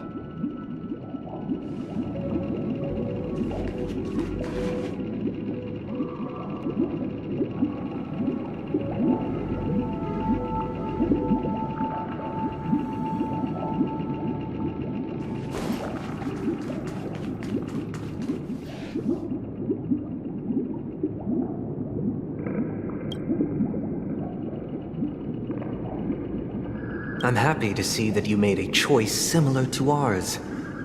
If your mind is made up, let me reveal the out. We passionately nursed it back to health, preparing only the best food for it every day. We even preened its feathers. Later, on the day that Robin left Penacony, we opened the cage door and let it fly back into the sky. I watched it for a long while by the window. Probably about 3 or so days. In those 3 long days, the little Charmony dove tried again and again to spread its wings to fly into the sky, but fell to the ground, only to keep trying. Finally, on the 137th attempt, it succeeded. But its attempt did not go perfectly. After flying unsteadily for a while, it fell to the ground, unable to grasp the direction of the air currents. The fall shattered its wings. It writhed helplessly in my embrace. But it was all for naught, finally succumbing to a painful demise. And in that instant, our tender care, our given love and hopes, they all became the inevitable push that sent it to its death. I deeply regret the choices we made. Next, let us head to the second decision. This time, it's the story of a dream chaser. This story happened when I was appointed as Bronze Melodia, a position exclusive to the Oak family, charged with listening to the problems and vexations of Dreamscape residents. and providing them with the relevant guidance. It was during that period that I had the opportunity to hear voices from all corners of the dreamscape. Joy, sorrow, arrogance, regret. The complex tapestry of human nature that formed the world. And I was fortunate to catch a glimpse of it. He was a dream chaser and an illegal stowaway. Just like the rest of them, he came to Penacony in search of a better life, except that, to most people, the price he paid, I suppose you could say it was everything. He told me I sold everything I could at home. The house, the land, even his 2 children. He said he could not afford to raise them, and that at least they could eat if they lived as slaves. He had a plan in place. He would buy back his children once he had made his fortune, and enjoy Penacony's beautiful dream with them. Alas, his plan to smuggle himself was somewhat clumsy, and he was sniffed out by those pig-headed hounds. After hearing the Dream Chaser's story, I immediately appealed to the Bloodhound family to cease their pursuit. That way, at least he could live peacefully.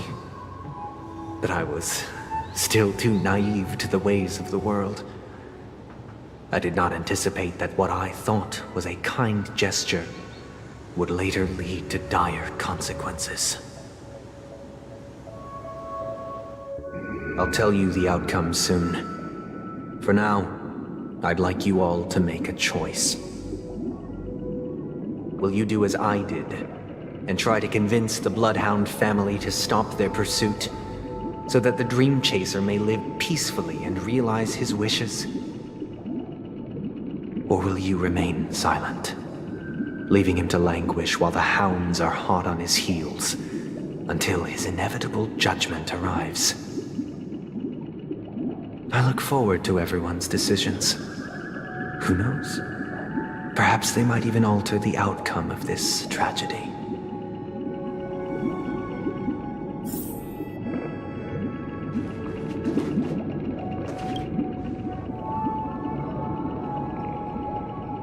A dream chaser story. If I acted out of kindness, I would probably ask the Bloodhounds to stop their pursuit and lend him a hand. But what cruel repercussion would this choice result in? I think Sunday must have been deeply impressed by the limitations of the strong defending the weak through this incident.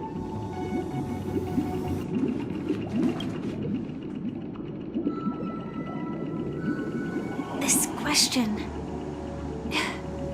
Surely it has some connection to the baby bird story. And this connection is precisely the breakthrough Sunday aims to use to persuade us. I'd probably choose to ask the Bloodhounds to cease their pursuit.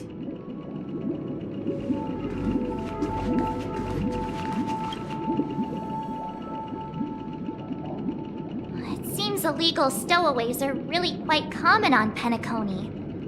But that guy in the story, I don't think he deserves any sympathy at all. He sold his kids to chase a dream. Even if he intended to go back for them, it's still insanely irresponsible. With that thought, there's only one choice. Let the Bloodhound send him back home. This person deserves to be punished.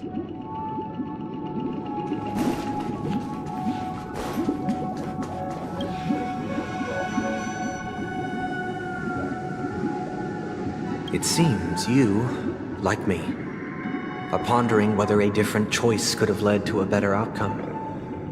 Sadly, his fate would only be more tragic. Say he never gets caught. He would only die from delirium. The methods with which illegal stowaways enter dreams are unorthodox, not flawless like the hotels. Living in the dreamscape would be a mere pipe dream.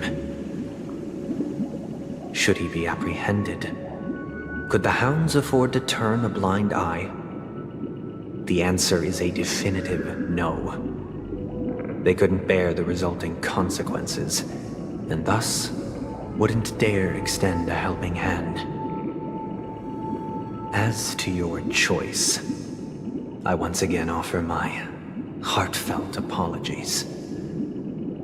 Next comes the third and final decision. And the story this time is my own. This story happened the day I was appointed the Oak family head. At that time, Mr. Gopherwood was the current Dream Master, and as per his wish, we had a private conversation. What surprised me was that the Dream Master had only come to deliver a letter to me. He let me read its contents, and it was a letter from my sister. The letter contained the usual pleasantries, anecdotes from her travels, nothing out of the ordinary. Just as I started wondering how this letter related to our discussion, the Dream Master began to speak. Do you know who wrote this letter? My sister, of course. But why would you personally visit me to hand me a letter from my sister containing mere trivialities? To help you grasp the full scope of this issue. Do you know where Robin is at this moment? From what the letter indicates, she must be in Caspelina 8, correct? She's touring there right now. Correct. Has she mentioned anything about a stray bullet? A stray bullet? What? A war has broken out on that planet. It is because of this very reason that Robin chose this destination. To spread the word of the Harmony. And to save the lives of that planet. She personally made for the front lines. She hoped to ease the people's suffering with song, and was willing to brave mortal danger to deliver the IPC's medical supplies. Unfortunately, stray bullets show no such compassion. Is she all right? If the operation was successful, she should probably be recovering in the field hospital. By the eon above, the bullet struck her neck directly, yet possibly as a reward for her consistent deeds of harmony, it didn't hit any vital arteries. Once you've attended to your outstanding tasks, it'd be advisable to write her back as soon as possible. Those damned savages! I'll pack my bags right away. My gratitude for bringing this to my attention, Mr. Gopherwood. Now you understand why she always wears such elaborate neck ornaments, don't you? How could this happen? Miss Robin? It's all in the past, so please don't worry.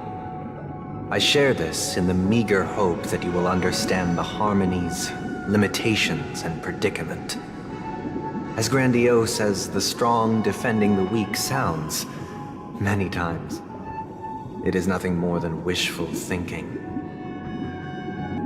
Likewise, I've prepared one last question, one last choice.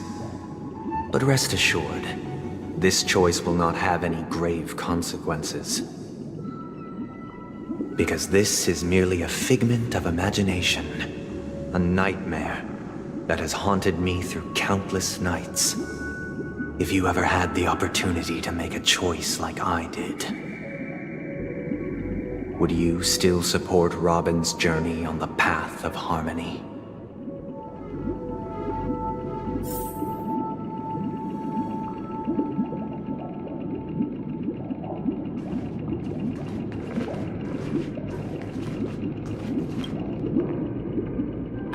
often feel like I've dreamt of similar scenes on certain nights. In the dream, I see blurry faces. I don't know who they are, but I sympathize with all of them, fighting for survival against some unfathomable force. Their confusion and fear are lucid to me, but I also remember they chose never to give up. Just like Miss Robin. If Mr. Sunday's question leaves you puzzled, you should find the answer from your own experiences. With each trailblaze, dangers and tribulations will surely follow. But would you ever back away? Would you stop March and Don Hung from reaching their next destination? I believe you have an answer of your own in your heart.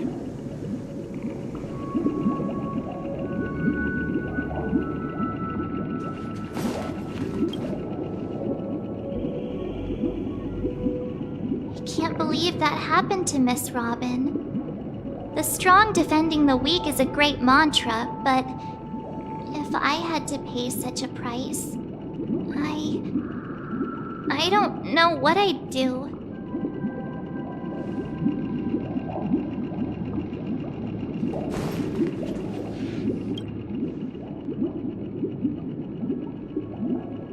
Miss Robin's courage is admirable. And here I was thinking she was just another superstar celebrity. But the fact that she's also Mr. Sunday's younger sister? No, I doubt he'd wish harm on his own flesh and blood, no matter how grand the ambition.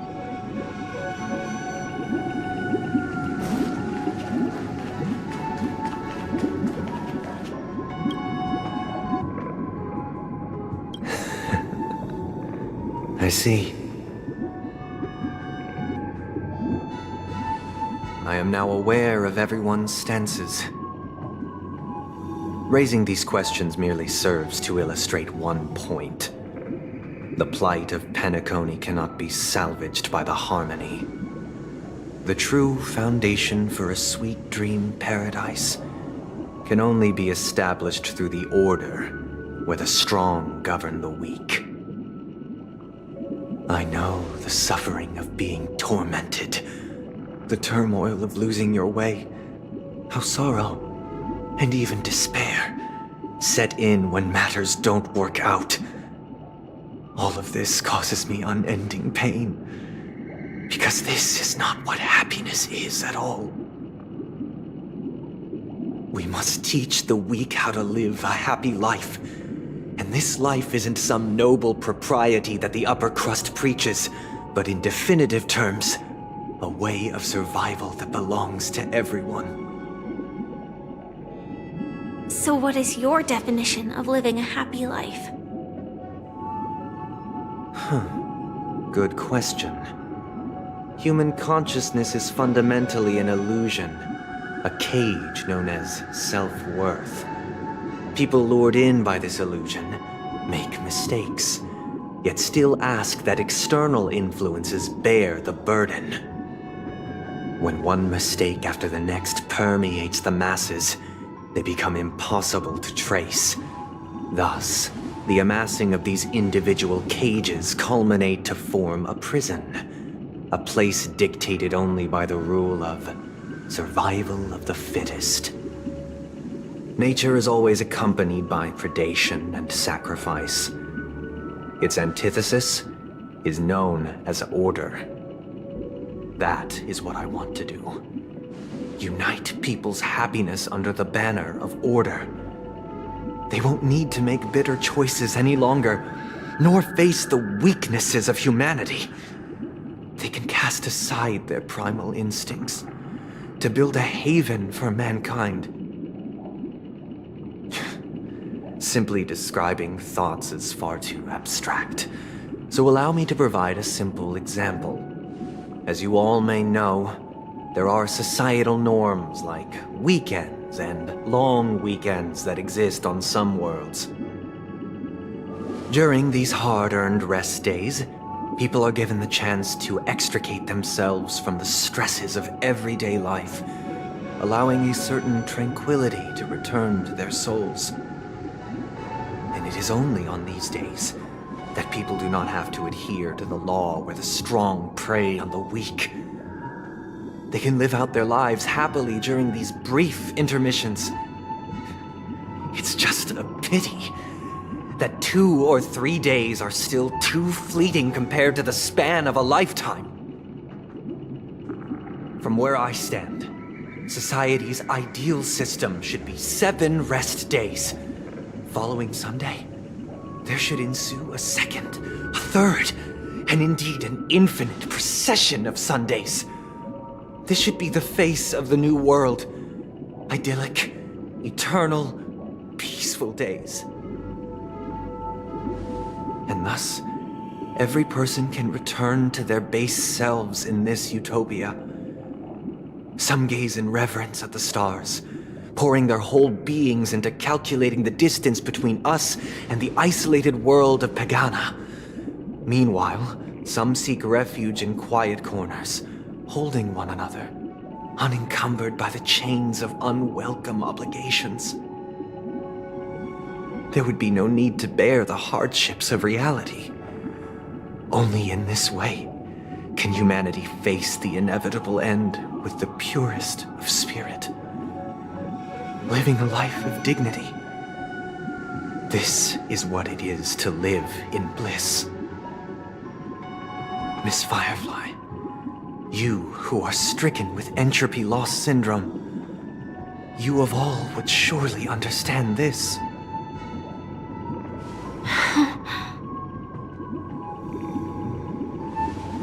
It sounds like a flawless theory.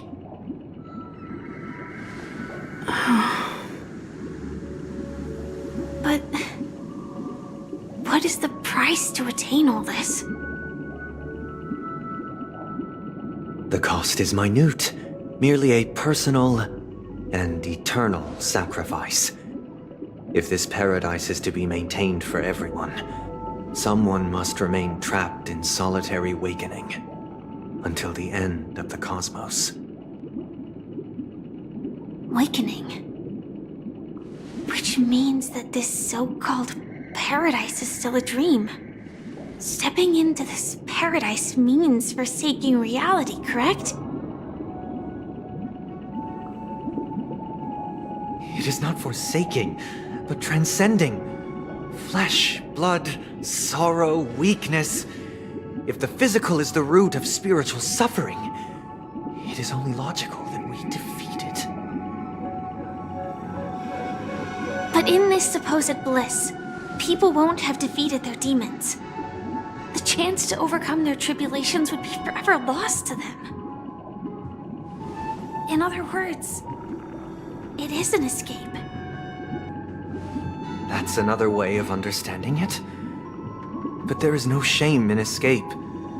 On the contrary, the seeds of escape exist in everyone's hearts. Don't you agree, Miss Firefly? And as to why we sleep, it is because we are afraid to awaken from our dreams. But this is not in conflict with the grand plan. Only in acknowledging this can we truly understand the frailty of human nature, and from there, show compassion and protection.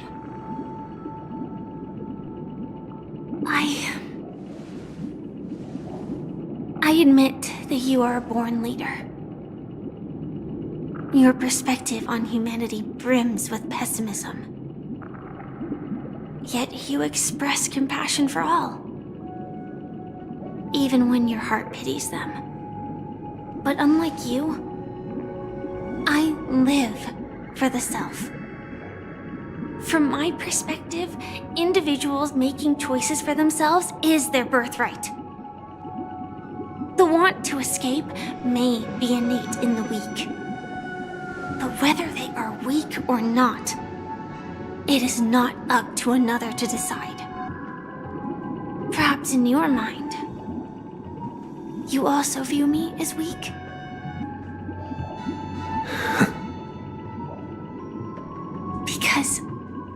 I don't think so. Since Miss Firefly has said her piece, the Astral Express will also naturally give you our answer. We'll leave it to you.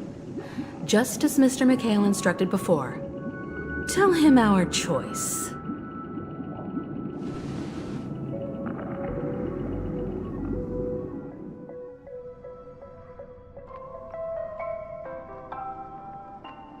What is this place? Does this place ring any bells, Misha? I don't know, but I feel a sense of deja vu. What is this place? It's the realm within a dream bubble. This was left to the Astral Express by a nameless, but weirdly, when we entered it, it was completely empty. Dr. Edward from the Dreamscape sales store told me that dreams are formed from memories, and a dream bubble can't take shape if its core is empty. So I thought you might be able to help us in unraveling this mystery, Misha. As a hotel doorman, you know Penacony best among us. I don't know much about dream bubbles, but if you want to figure out what this mansion is, I'll do my best. I'm counting on you then. Himeko, I still don't get it. Why were you so sure that Misha had a connection with this dream bubble? I wasn't sure. It was just a hunch. But since Misha feels familiar with this place, my hunch might be correct.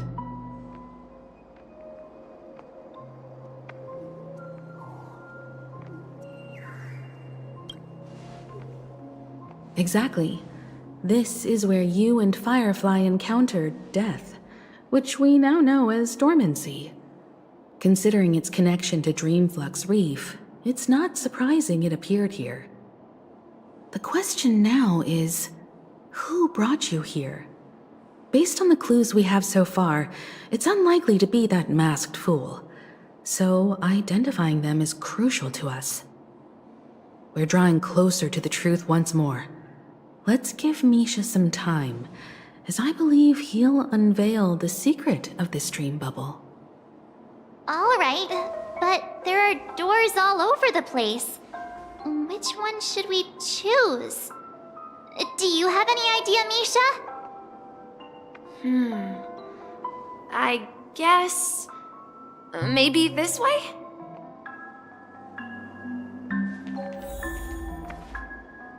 I'm not entirely sure, but... let's give it a try. Wait, you managed to choose the right door on your first try? Weird. This place is quite different from the hotel. But I feel like I've been here before, and even lived here for a while. If I remember correctly, there should be a fireplace down that hallway. Clocky and I used to sit by the fire, listening to the crackling of firewood. And the room on the other side was the toy room. I loved spreading out all the toys from the box on the floor and making up stories for each of them. Hold on. This doesn't make sense. Didn't I grow up in Dreamflux Reef? So, what is this place? This could be a case of amnesia. Don't worry, Misha. It's common for everyone to forget certain aspects of the past. Those memories haven't vanished. They're just lying in the depths of your mind. We can surely get them back. Since this place seems familiar to you, why don't we explore a few more rooms and see if you can recall anything more? Yeah, then let's check out the rooms I just mentioned.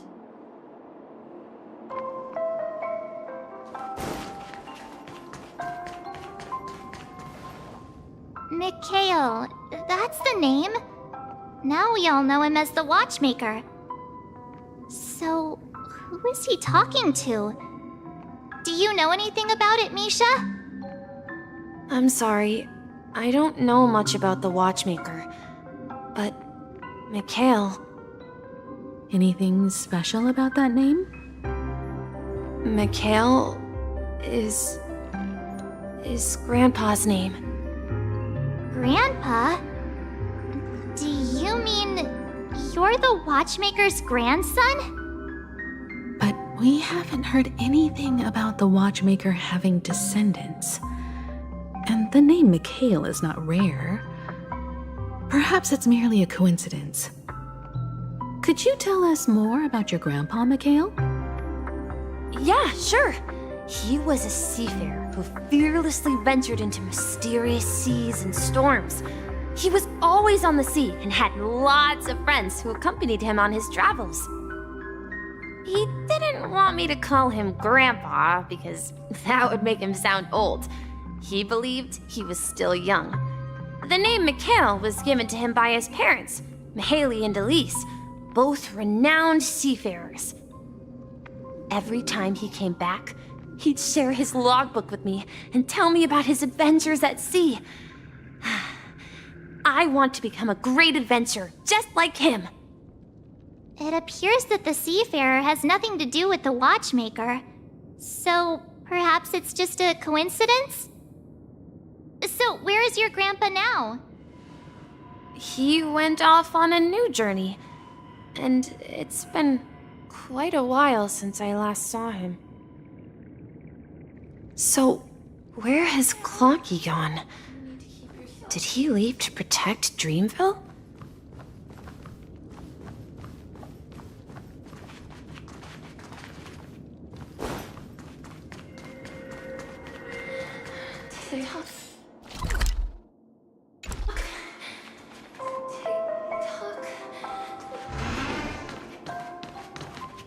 I heard some noises from the room. Origami Bird? That's a friend of mine. You and Origami Bird are friends? Yeah. It's a member of the Compass crew, just like Clocky and Miss Mirror. And there's more than just one Origami Bird. They are a big family with lots of brothers and sisters who look the same. They follow Miss Mirror's orders and handle all sorts of jobs on the ship. They're the best sailors. Sailors? Can origami birds be sailors? Could you tell us more about the Compass, Misha? The Compass is a ship bound for the New World. Clocky and his partners travel through layers of fog to the depths of the sea. Whenever there is danger, Clocky will use a compass and guide the ship in the right direction. That's a great story. But in the Penacony cartoon, Clocky and his partners have always lived in Dreamville and never ventured out, right? Huh? Oh, that does seem to be the case. Weird. I clearly remember Clocky arrived in the New World in the end. Perhaps Clocky has a hidden past. I think I hear the sound of water. You once mentioned there's a magnificent fountain up ahead. Look, there it is! The water resembles a precious jewel embedded in the dreams of all seafarers. Every time I gaze at the shimmering lights beneath the waves, it feels as though I'm back in this place, standing by your side. Have you recalled anything, Misha? Yeah, I saw these sentences in Grandpa's logbook. He used to say that despite the perils of the sea, whenever he stood on the deck in the afternoon, overlooking the sparkling waves, he would think of this fountain in front of his house. He often said that those moments felt like returning to his family's side, and the difficulties at sea didn't seem quite as challenging. You know, I quite understand such sentiments.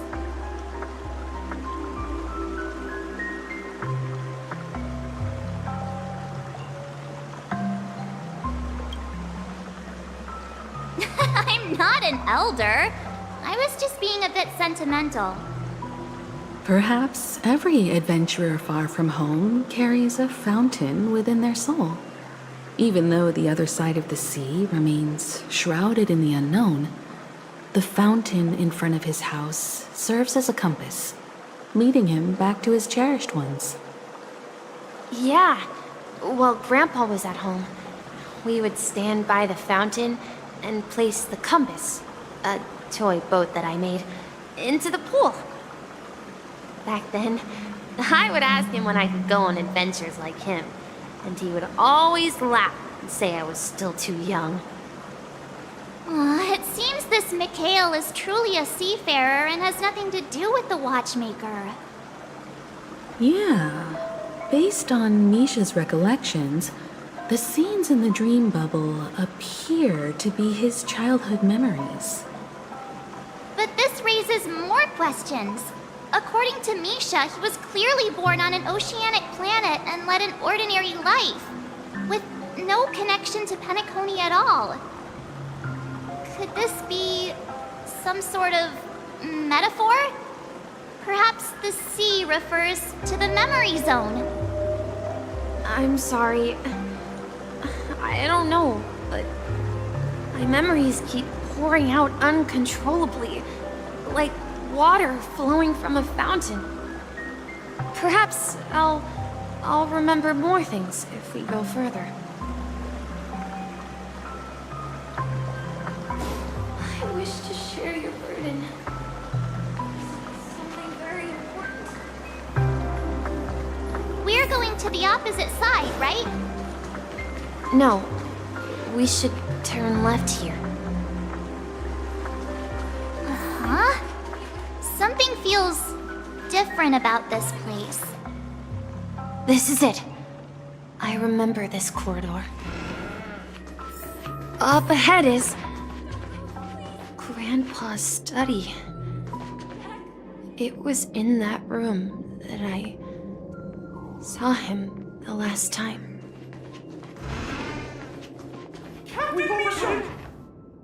The atmosphere in this room feels totally different. Misha! You finally come! Clocky, you're here! Huh. Yeah. This is the room where we first met each other.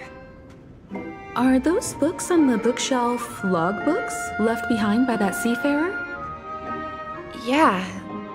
Whenever he came back, he placed a logbook on the bookshelf in his room. They contain records of his expeditions to every corner of the world. He described our world as a fountain. At some point, the sea started to gradually swallow up the land where people lived. To ensure that everyone had land to settle on, he had to continue exploring the sea and search for the source of the rising seawater. On that day, he called me to his study, telling me that he was embarking on another journey. However, I could sense the gravity in his expression. It was the same look I had seen on my father's face before his final voyage. I asked him if I could go with him, but he said that my adventure lay elsewhere, and told me to stay home, and patiently await a certain sound at the door. What sound? He told me about a vast ocean in the sky, an ocean of stars. He spoke of a train that transports children with a desire to venture far away, traversing the sea of stars without ever stopping. He said that he knew the crew on the train, and that he had asked them to take me along. He said the journey I had always dreamed of would start there. A train? Could it be? It's the Astral Express. I remember now. Grandpa's friends are a group of nameless who came to this world to resolve a disaster caused by a star. Then, he gave his pocket watch to me. It was his cherished treasure, appearing in every one of his adventure tales. He explained that difficult times were ahead, but assured me that the watch would guide me. He said, as long as I kept moving forward, I'd eventually reach my desired destination. And then, it was as if I heard the distant sound of a train whistle echoing throughout the room. Exactly, Misha! And then we followed that whistle, didn't we? Yeah. I think I can still find the way we took back then.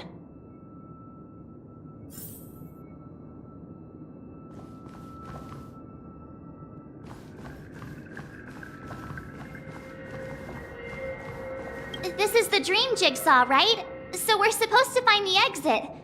But where can we find the last piece? Do you remember? You said you obtained a mysterious shard when you stumbled into this place. Hey, the shape seems to match. So this shard is also connected to Misha? Looks like we're just one step from revealing the truth. Let's get to the other side and investigate.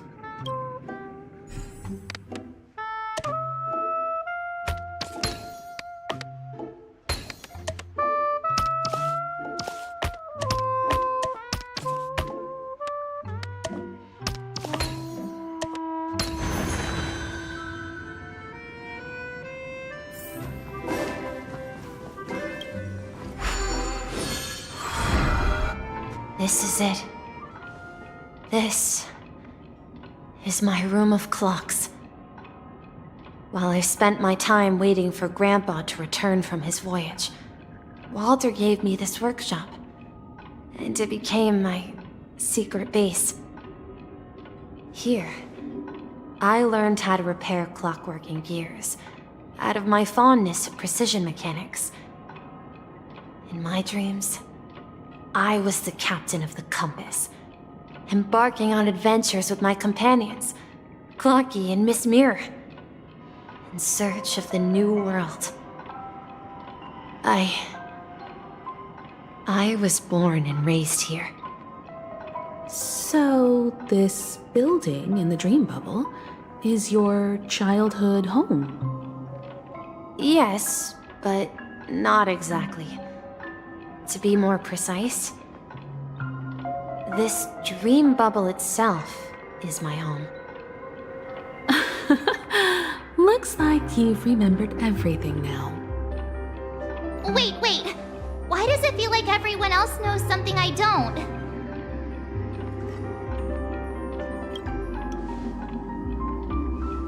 March, do you remember when he mentioned a clocky that only he could see? Yeah, the little guy here, right? But we all saw him in Dreamflux Reef, right? And Mr. Yang even greeted him. Looks like everyone on the Astral Express has a childlike spirit. The answer lies in the Astral Express. His experience shows that neither Firefly nor Acheron can see this clocky.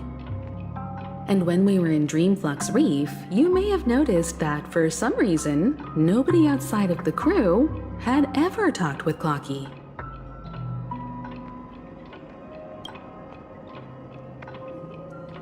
A mimetic life that can only be seen by a select few. It's just like a hidden message left by someone for the nameless. But Misha can see Clocky too, right? They even grew up together.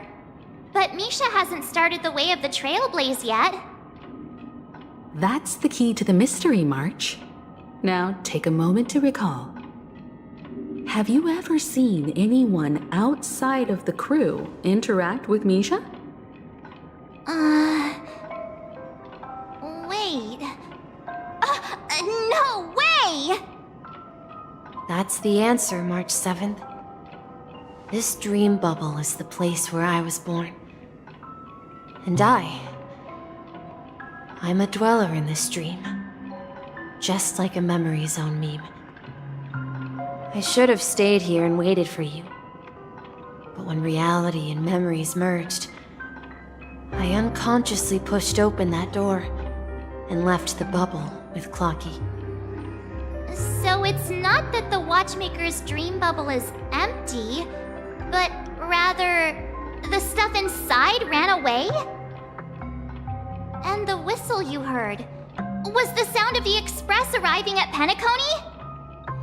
That's one way to see it, but I believe there's a longer story behind all this.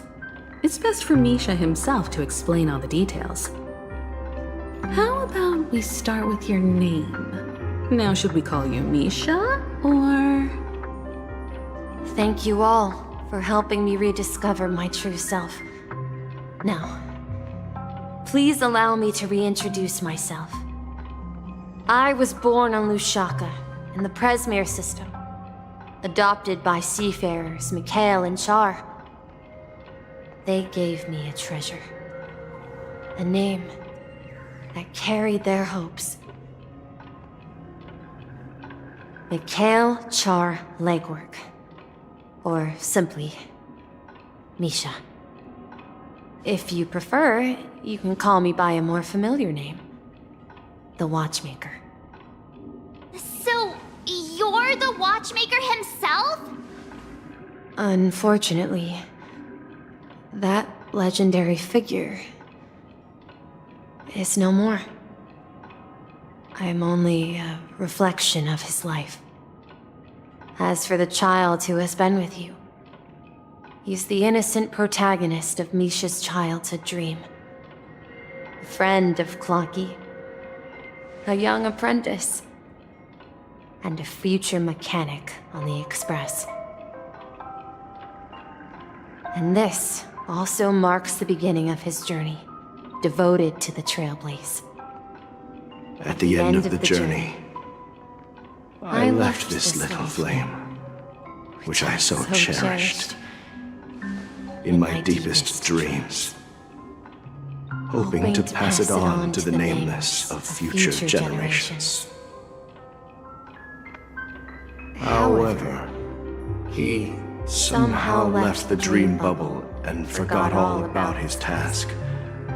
I apologize for all the confusion this caused. Because he was born with a desire to trailblaze, wasn't he? I don't think Misha has forgotten his role as a guide. He remembered it, and that's why he mistakenly appeared as a hotel doorman in his dream from the very beginning. The one who brought our unconscious friend here must have been Misha. If that's the case, we encountered the Watchmaker's legacy from the beginning, didn't we?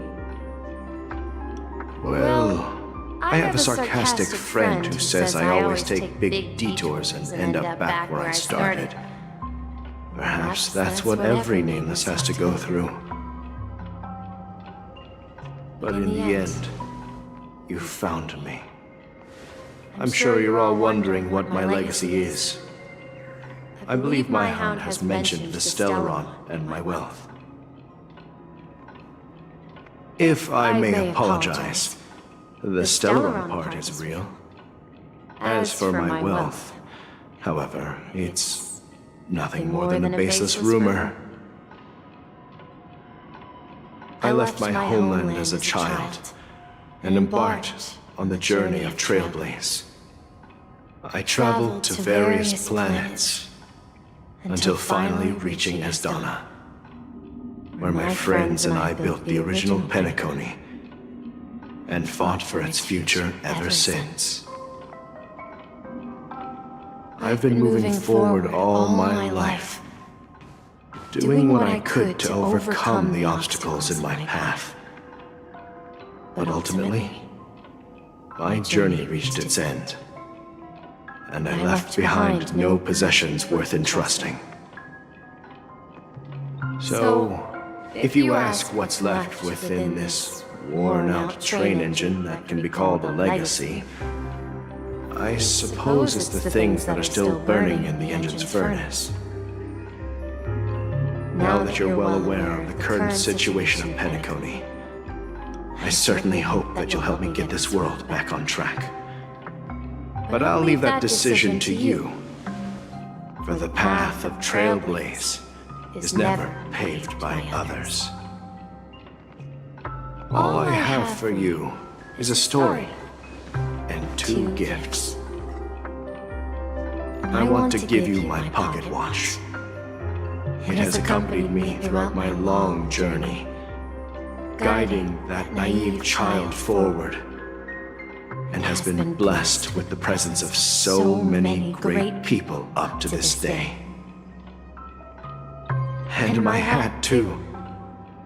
The one who navigated for me placed it on my head and planted a fanciful thought in my mind. The trailblazing expedition will never end. Now, it's time for you to make your choice. Once you've made up your mind, open that door and enter the long dream of an old man. I'll be waiting for you at the end of this corridor of time. All right, everyone, let's make a decision. Although I don't think anyone will have any objections.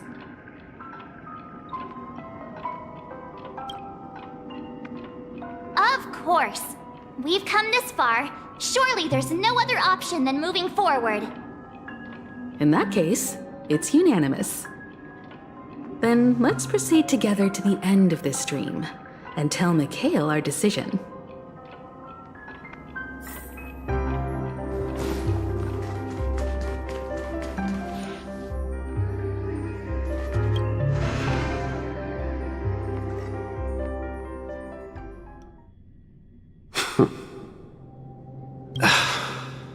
Mikhail, where are you going? Someone has to step up and save Lushaka. So why can't it be me, Misha? Please don't go. And if you must, please take me with you. Don't leave me alone. Even without me, you know how to proceed forward, brave Captain Misha. The compass is waiting for you. Haven't you always wanted to be a better adventurer than me? Now go, board that train and start your journey. Where are you going, Mikhail? I'm going to clean the floor in the parlor car. I've promised the conductor. Wait, first tell me, did you fix this watch? Yeah? I know what it looked like before. Its chain was broken, the back case torn, and the marks on the dial all worn out. How did you manage to fix it? Well, it's hard to explain, but I knew it could be fixed. It's the hands, Mr. Amundsen. Its hands were intact and pointing in the right direction, so I knew there would be a way to fix the rest. I see. You'll work with me from now on. Haven't you always wanted to tinker with this train? You're its mechanic now. As for the conductor, I'll do the talking. But I only know how to fix watches. Don't worry. You've got what it takes. I'll teach you what you need to know. Where are you going, legwork? It's time to head to our next stop.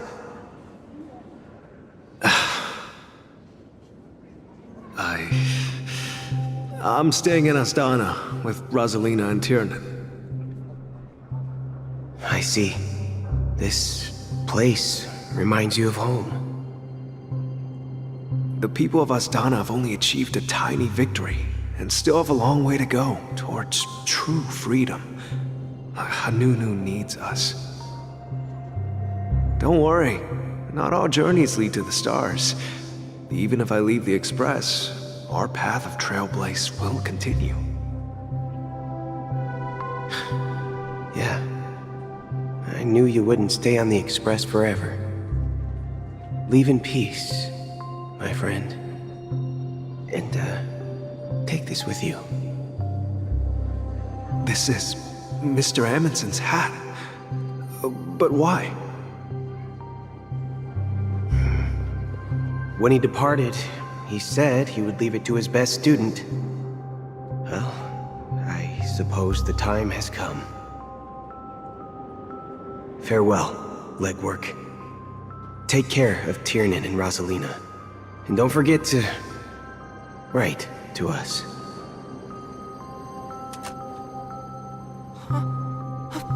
Where are you going, Watchmaker? Don't worry, Micah. Just going on a little trip. Someone has to be at the forefront of the interstellar frontier, and I'm the only former Nameless in Penacony. So why can't it be me? Because you're all we have! Have you forgotten about Tiernan? The cosmos is way more dangerous now. What will happen to Penacony if we lose you too? But what will happen to Penacony if we don't find a way out? Ah, Tiernan. How could I ever forget him? I've spent countless sleepless nights asking myself why I didn't go with him back then. We Nameless won't stop. Don't worry, Micah. It's just a matter of getting back to my old profession. Just wait for me to come back. But if, and it's a big if I don't come back in one piece, then you'll become the next Watchmaker. Where are you going, old man? Oh, you're here. Answer my question. What are you up to? Relax, Gallagher. I just came up with a great idea. Wanna hear it? Oh, come on! Aren't all your ideas just ways to get yourself killed? I may be blunt here, but you're the last remaining hero in Penacony. If you die too, the secret of the Stellaron will go to the grave with you. Yes, I'm afraid there's no way out in Penacony, so I'll have to consider alternatives beyond Asdana. We'll organize a festival using the Watchmaker's legacy as a facade, and send invitations to the entire cosmos to gather people here. So, a desperate struggle against the family? Desperate? Don't we have you here, my friend? This task is challenging, but what hasn't been challenging for us along the way? Well, whatever you do, remember, make sure to send an invitation to the Astral Express. Misha! Where are you going? Oh, it's you, Clocky. Take me to Dreamflux Reef. Last night, I had a long dream about the day we met. I want to write down that dream. Write it down? Why?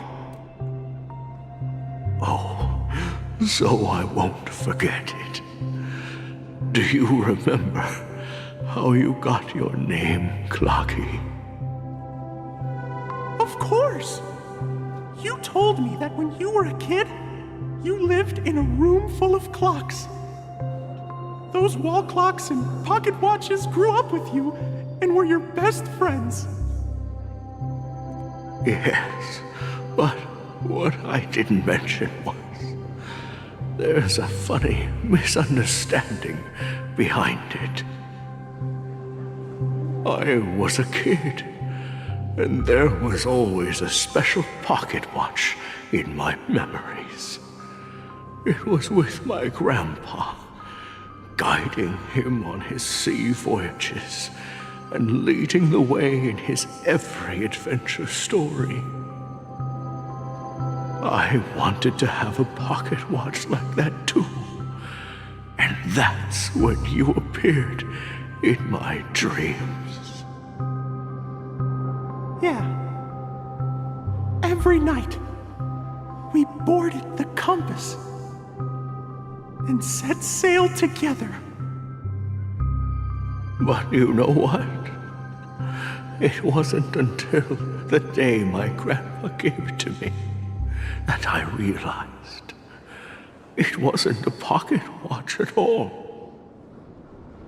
It was a compass. So, your name should have been Compassy. And the watchmaker is just a nameless.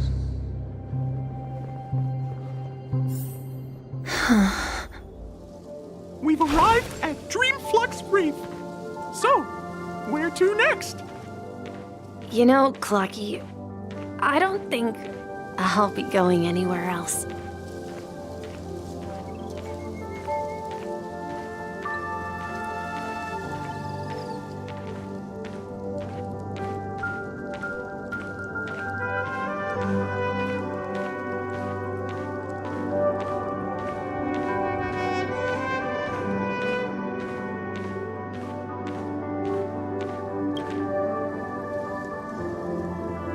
I've traveled far enough. It's time for a little break. Oh. So, we'll set out again. When you're rested? No, I'll stay here. And then, this is where it ends. This is... where it ends? What do you mean, Misha?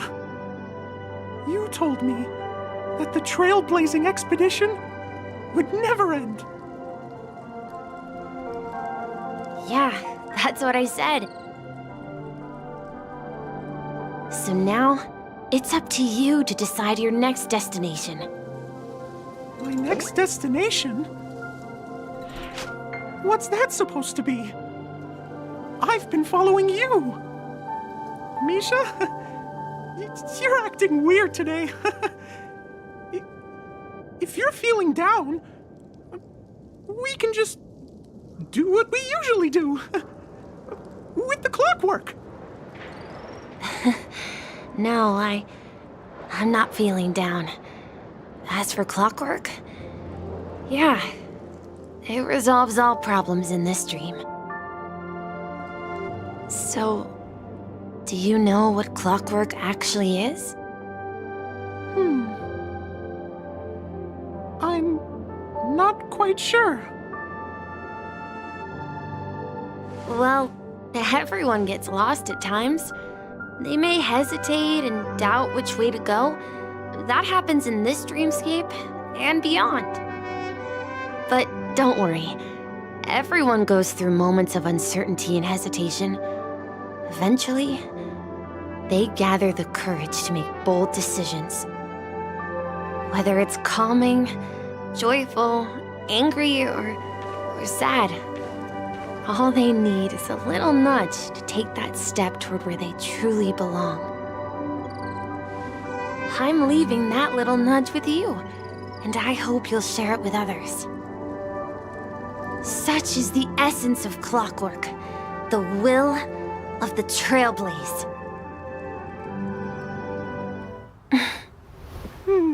Clocky's hands spin around non-stop, indicating confusion, frustration, and weakness.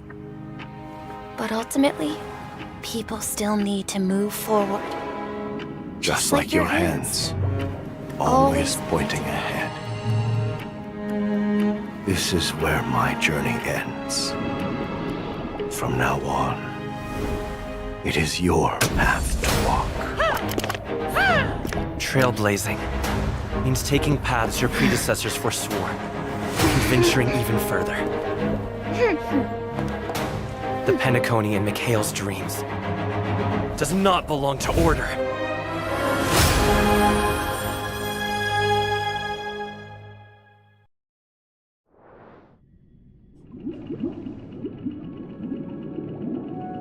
I can't believe that Eon would cast a glance at Penacony at a time like this.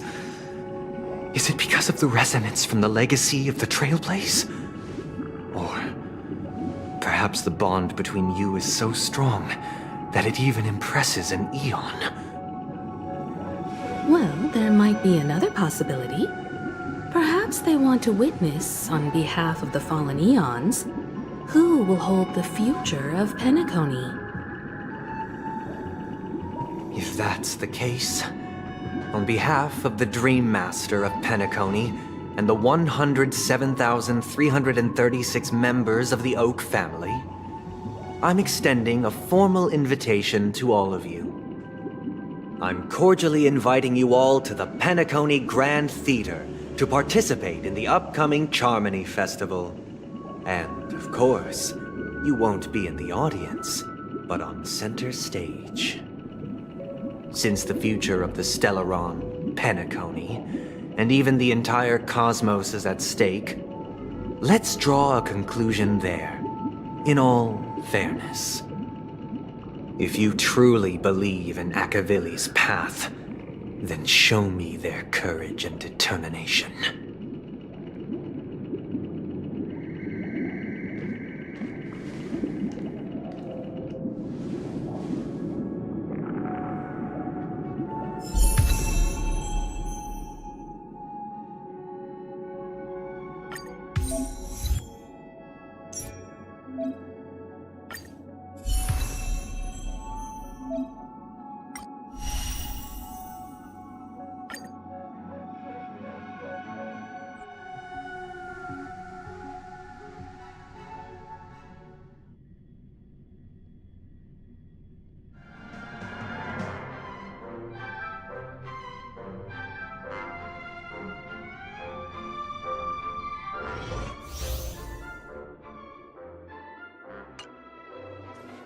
Please stay tuned.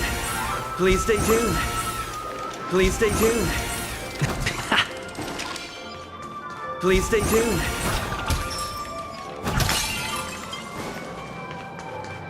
We need a strategy.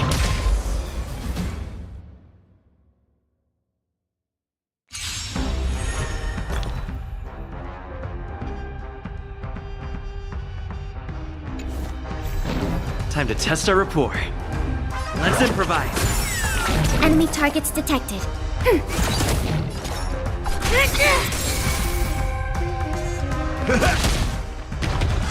Oh, what if it hurt? You can hurt me. Stay in step. Dreams do come true.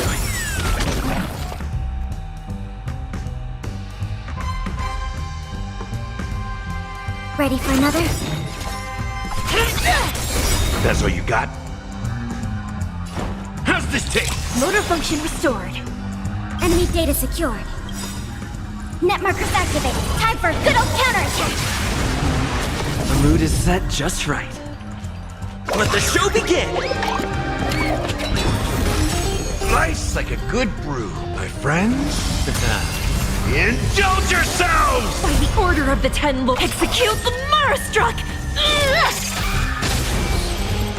Let's improvise.